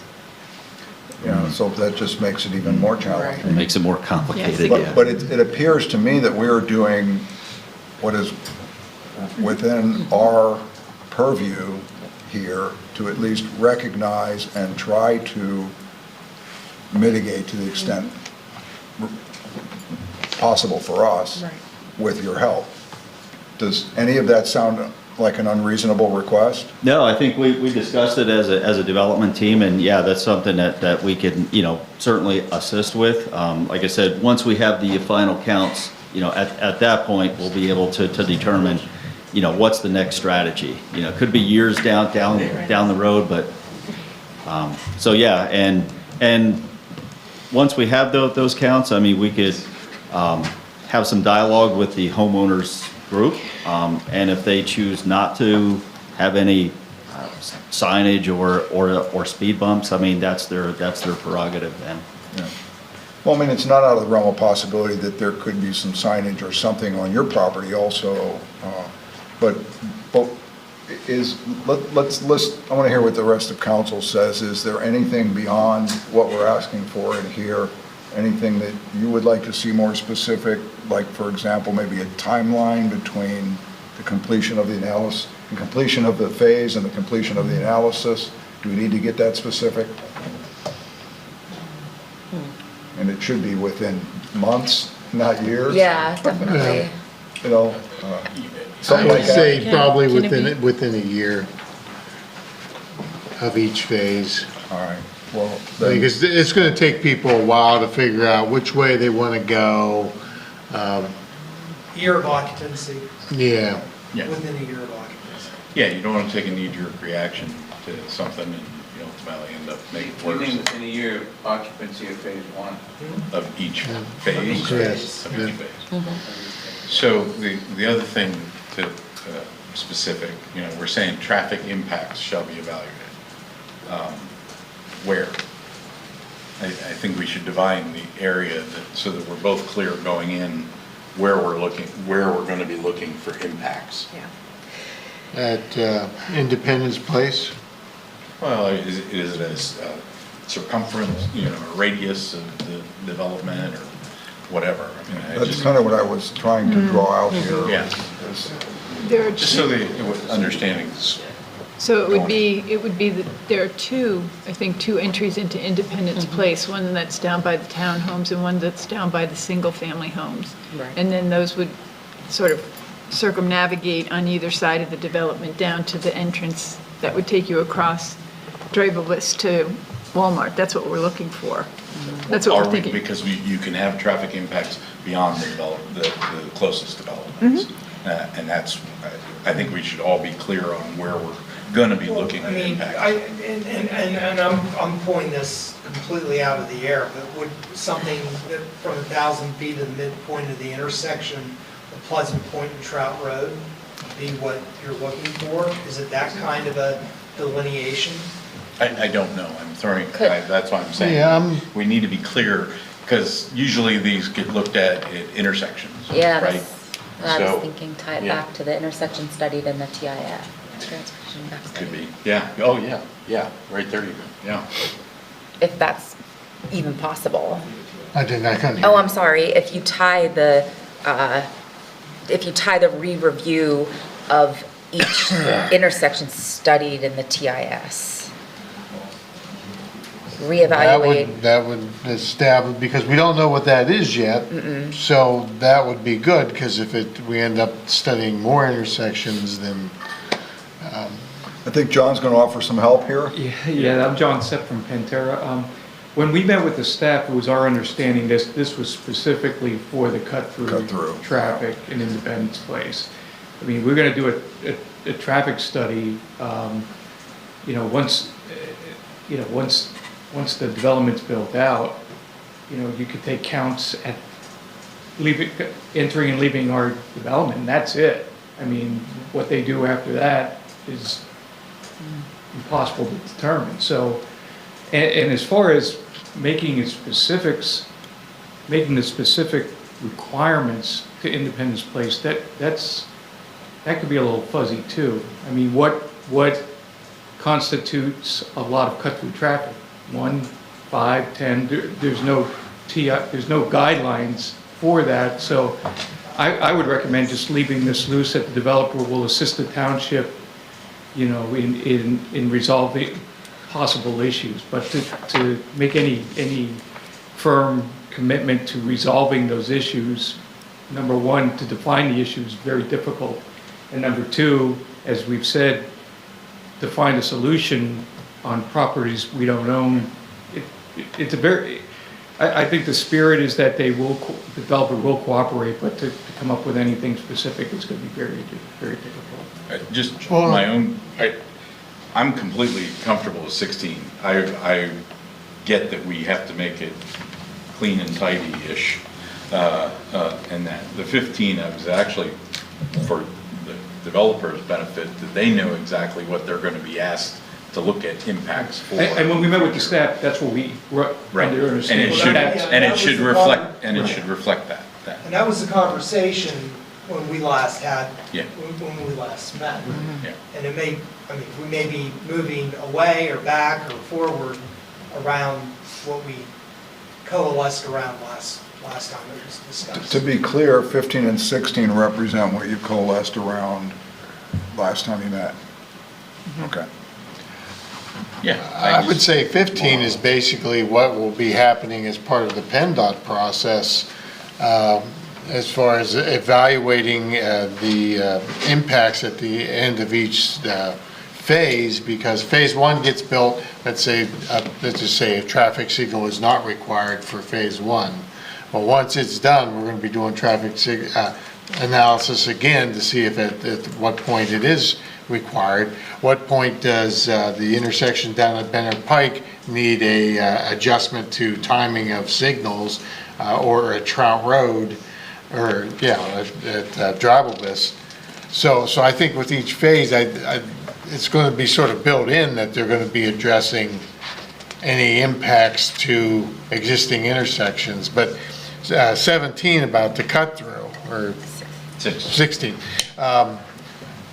That may not come out as part of a real traffic study as much as what we're looking at is we would look at traffic coming out of this development, going into Independence Place, traffic coming out from Independence Place into this development. And the more we talked about it, it's not as nice a shortcut as you really think it is. And once there's a signal at Trout Road, and if a signal is required at at the entrance into your development off of Shiloh, I don't know many people are going to want to skip that and then drive through Independence Place. Because that isn't a straight shot from one side to the other. You go around, they're narrow roads with sharp curves on them. All right, Rich, anything else before we move? Yeah, again, so I understand on the point that when they go to do the next phase, there's going to be traffic studies and things are going to be impacted. Concern there, what if things don't go swimmingly and the next phase doesn't happen for however long? I think our intent with that was to look at that more proactively and everything. And I heard 1 year from occupancy. I personally think that's a good standard. But again, I was just trying to make sure that as we all enter in this, when we say traffic impacts, we know where we're looking and what we're suggesting. Okay, before we move on to Susan, then we're talking more specifically in 15 and 16 about traffic in Independence Place and Evergreen. Because we understand that there'll be traffic impact studies It's just- Outside of that. Yes, this is part of the. That's all we were PennDOT trying to permitting address here was process, the yeah. concern brought. Okay. Susan? No. I mean, I think this makes sense, and I don't know that it needs to be that much further defined at this point, but Dustin? Good. All right. As far as 16, we're limiting, or should we identify the area that we're concerned about measuring, or do we want to measure cut-through traffic? Because, I mean, Can I speak on that real quick, sir? yeah, I mean, let me get staff's Yeah, thoughts. here to me, that, we're looking at Independence Place when we talk cut-through. Right. I don't see any other, Is that understood in this, if we go with this? Didn't somebody from the summit, the Shiloh, also come forward? Well, I'm trying as to, Susan indicated, there, and can we blow that up, that's what's on screen? Because there's street names in there. Yeah. I can't remember which is which. Yeah, so there's, Jefferson is one that's, connects out to Trout Road, and is the other one? Madison or something? This is Washington, I think. Monroe, can you come out Trout? Oh, no, you can't get to Monroe. Go on to your left. Oh, yeah, it's much further down. Yeah, that Comes one, really is out of the way. That one's way out. That one, I That don't one's even way out. think is an area that needs to be evaluated. I think there are only, there's only Jefferson. one. Oh, well, no, Jefferson and on over, or is it Jefferson also? Yeah. That's Jefferson. Oh, looks like There's It two would go connections at Jefferson. to Lincoln, because Jefferson doesn't come out anywhere. You would turn right off Jefferson and then go up Lincoln and then out. Yeah, so it's not really like, it's not really a It's straight multiple. shot. No, it's not a straight shot, but there's a potential if there's something else going on that could be impacted. Jefferson to Constitution to Monroe, is that what that is? Jefferson to Yes. Lincoln to Independence. Jefferson, okay, Rich? no, yeah, that's, I'm just saying, let's all have a clear understanding of where we're looking at evaluating traffic impacts going in, rather than the global right now where it is. Traffic impacts shall be evaluated. Well, that's what I was trying to. No, I get it, but we seem to keep talking around it. But if there are specific places that we want to monitor for traffic impacts, we should say that Well, and going that's in. what I was hoping to be able Yeah. to try to get to, Yeah. is there's one road here that needs to be evaluated. Jefferson. Jefferson. Yes. There you go. That's fine, and again, you guys had had conversations that we weren't privy to. Sure. So whatever the consensus of those were, I think that any potential condition should reflect those, so there's no interpretation or misinterpretation at a future date. That was my only point. And Okay. the only question I would ask, to your point, Rich, Jefferson is not a through road. So if we're looking at Jefferson, we're not looking at anything more Lincoln or Quincy or whatever. We're just looking at that one entrance into Independence Place. It's the only place you can get in. Yeah. We'd be able to capture any impact by measuring what is coming in there. Okay. I believe we have narrowed and not expanded what we're asking for, at least the scope of what we're asking, the geographic scope of what we're asking for. Did you have anything? I did, I just wanted to, I wanted to address more so towards the cut-through traffic. You're looking at it from a policing standpoint. We also, as a developer, we're gonna be implementing residents in there. That's our sales window. We're gonna be very cognizant of watching, and our sales team that's on site is gonna watch. And if we continually see multiple people using it as a cut-through or a high rate of speed or anything along those lines, we're gonna have a discussion internally about, and we do this in multiple subdivisions that we do, when we see these issues, we put down, they are a rubberized, heavy-duty, removable speed bumps. They are hashed, designated, and we put those down when we see excessive rates of speed. So from our side of it, we want to make sure that there's not a lot of cut-through traffic too as well, from a safety standpoint for our residents that are in place, as well as our sales window. So I just wanted to address that. Okay. I just want to add that understand for us, the exercise is the most important thing. Because we go through this a lot. You know, let's say the data shows there's no cut-through traffic. Well, we have then that data.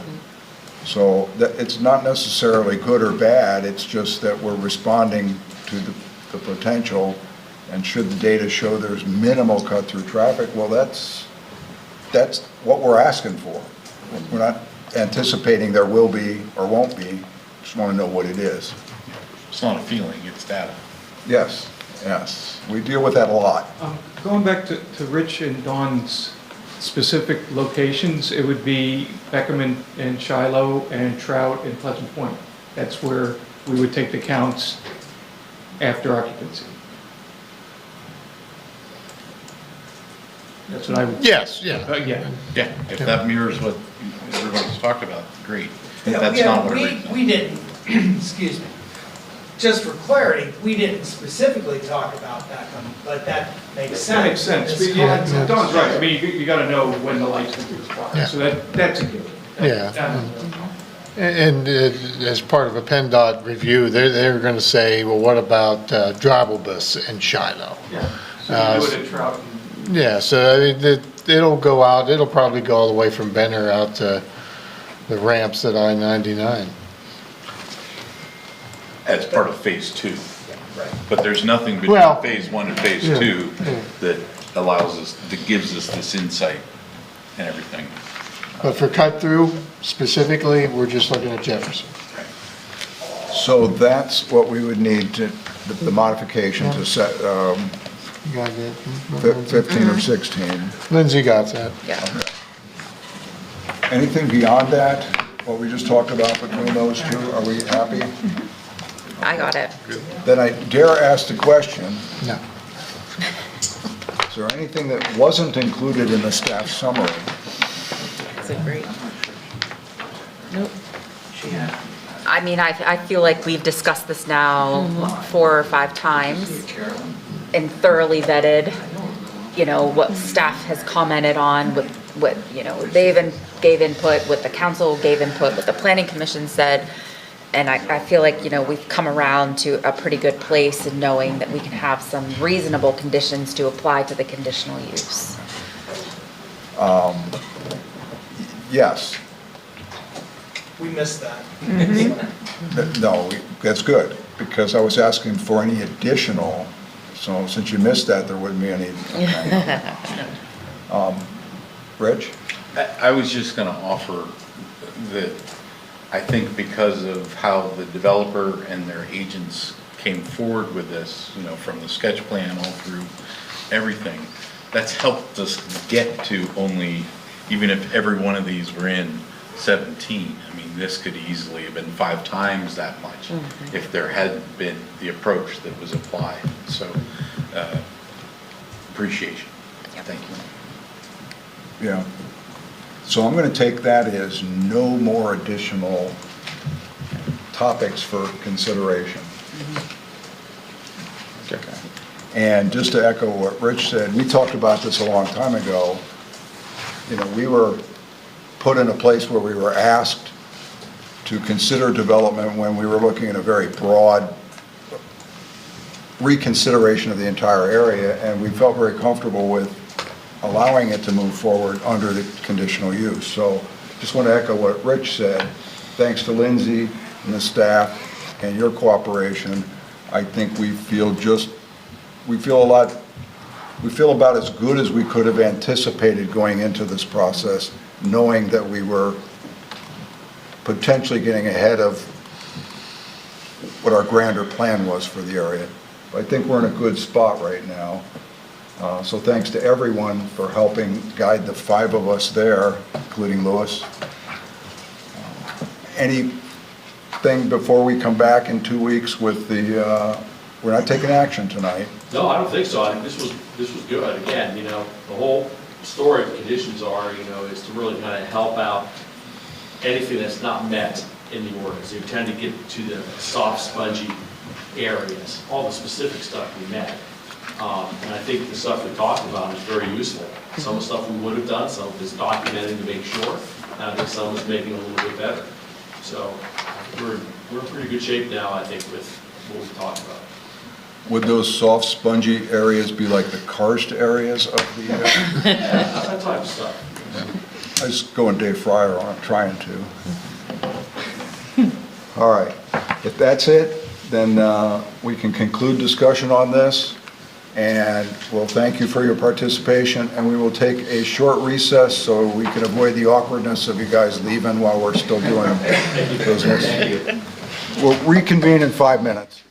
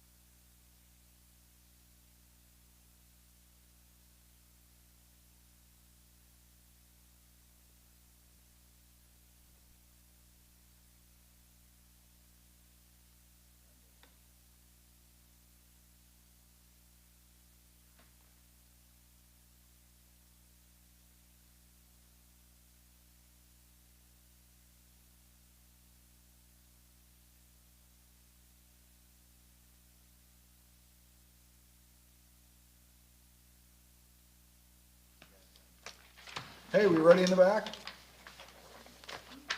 We ready at the table? Yes, sir. Okay.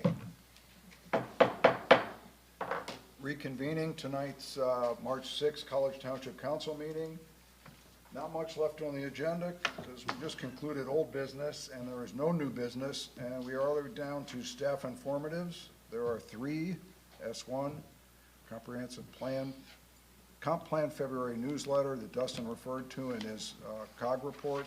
S2 has 2 traffic signal project lists.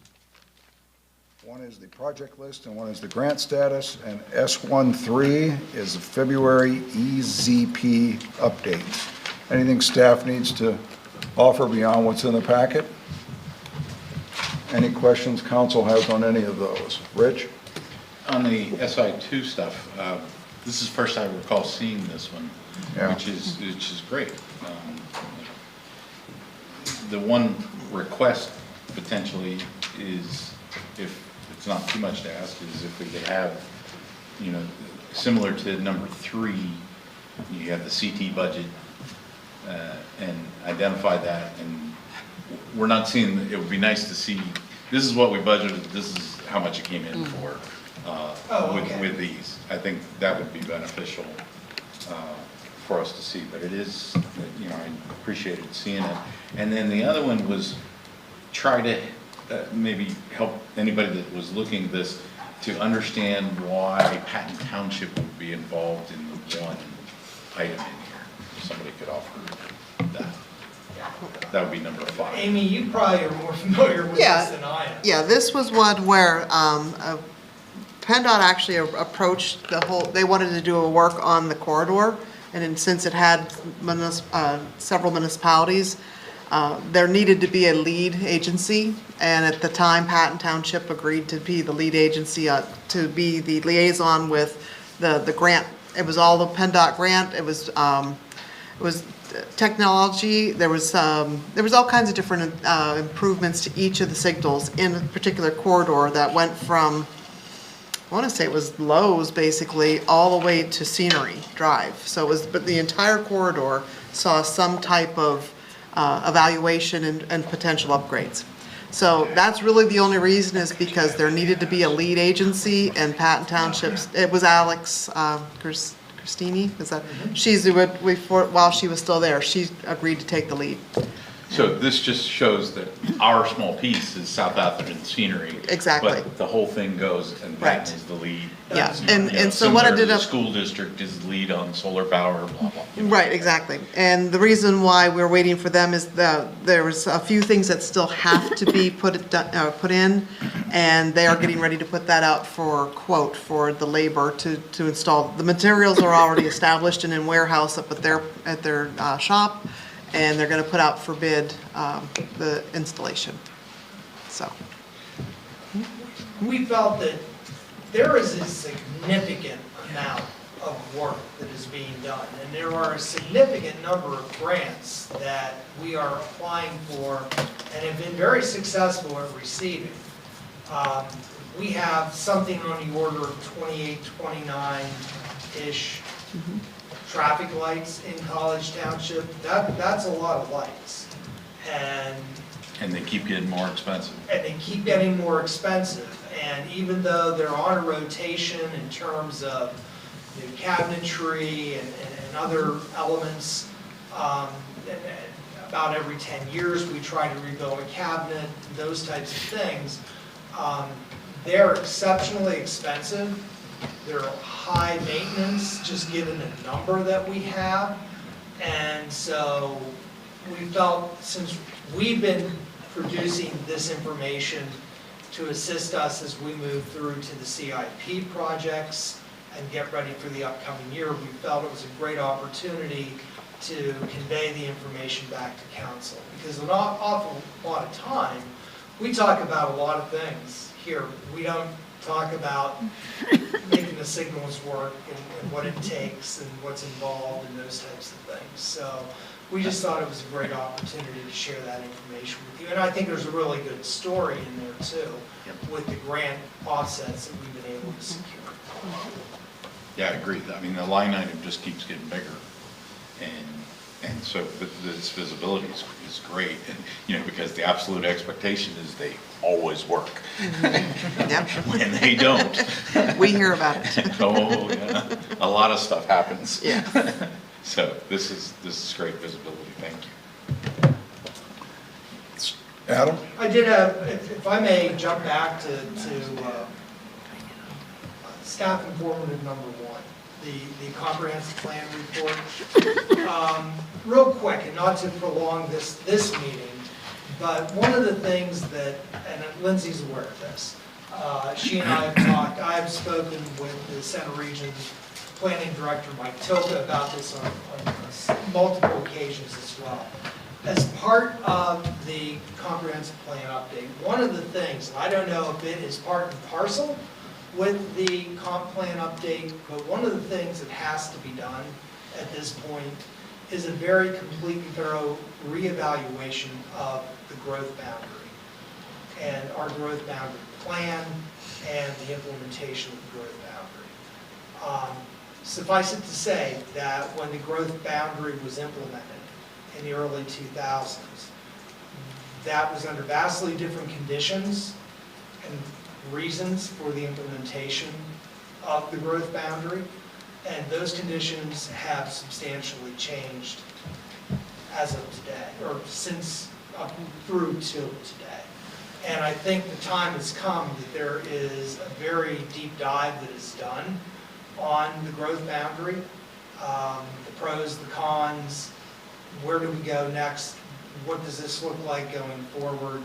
And I know that it's a very sensitive issue for many people, but I also think it's absolutely necessary in order to ensure the good planned growth of this overall region. So those of you that are involved in those kinds of conversations, if you want to talk offline with me about concerns that I have or issues that I see, either Lindsay would be able to provide you with that information, or I would be happy to regale you as well, if you like. Twice a month, all of the planners in the region get together and meet. First one's just around the room. The second one's more of a workshop.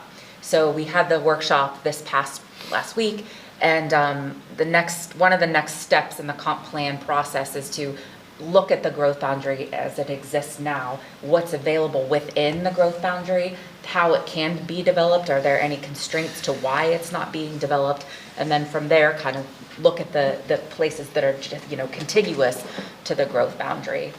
The regional planners want to come to our planning commission in May or June to have this discussion. Then later in the year, August, September, October, they want to come back and do another sort of open house before a meeting, and then have maybe even, they mentioned a joint meeting between the planning commission and council to talk about this topic. And that's great. My concern is that we go beyond what we have done recently, which is the red cap study. Yeah. What I'm talking about is a deeper dive beyond the red cap. Yes. Which is what are the available parcels within the existing growth boundary area of the center region. So that, I think that's great information. That's great. It's gonna be fun. Rich? The 537 plan, when is it up for review again? Anybody? Well, now depending upon who you talk to, Okay. we're overdue. Huh? I know that UAJA has interest in revisiting the 537 plan for various reasons. While I know the managers haven't specifically talked about 537, but it is a topic in the greater area. Well, it seems to dovetail into the comprehensive plan, so. Well, I'm happy that Lindsay spoke up, because just listening to Adam had me a little bit concerned, because the growth boundary does serve a very highly functional purpose in planning. but it sounds like we're talking about tweaks and more data collection within, more granular data as part of the exercise within the growth boundary. Yeah, that was mentioned too, a more detailed red cap time, you know. Yeah. On steroids? Yes, Red, that's what I wanted to say. red cap heavy Yeah, exactly. versus red cap light. Because it is one of our most powerful tools for efficient growth from an infrastructure. It is when support. it works. Right. Okay, And that's. there are reasons why the growth boundary, for a variety of reasons, maybe does not work perhaps as well as it should have, in my opinion. So in theory, it's not meeting what we had hoped in theory its intent is. I think that there have been circumstances that have evolved that had never been anticipated Okay. when the growth boundary was developed. And there are players that are involved that have a major impact in the growth boundary that at the time were never anticipated. It's not maximizing its potential as a tool. As a tool, it needs to be reevaluated. They redefine what the intent is. Okay, more on that, I'm sure, as we move forward. Anything else? Any other questions for staff under staff informatives? No? Then we'll move to council on other matters. Staff, any other matters? Covered some ground tonight on the agenda item, but that was, it's a bit of a heavy lift. Good job by everyone, really. Staff, everybody. Anything from council under other matters? Anything from council on adjournment? So moved. I got a motion. Do I have a second? I think I heard a second over here. We are adjourned. Amy, thank you. You're welcome. Like,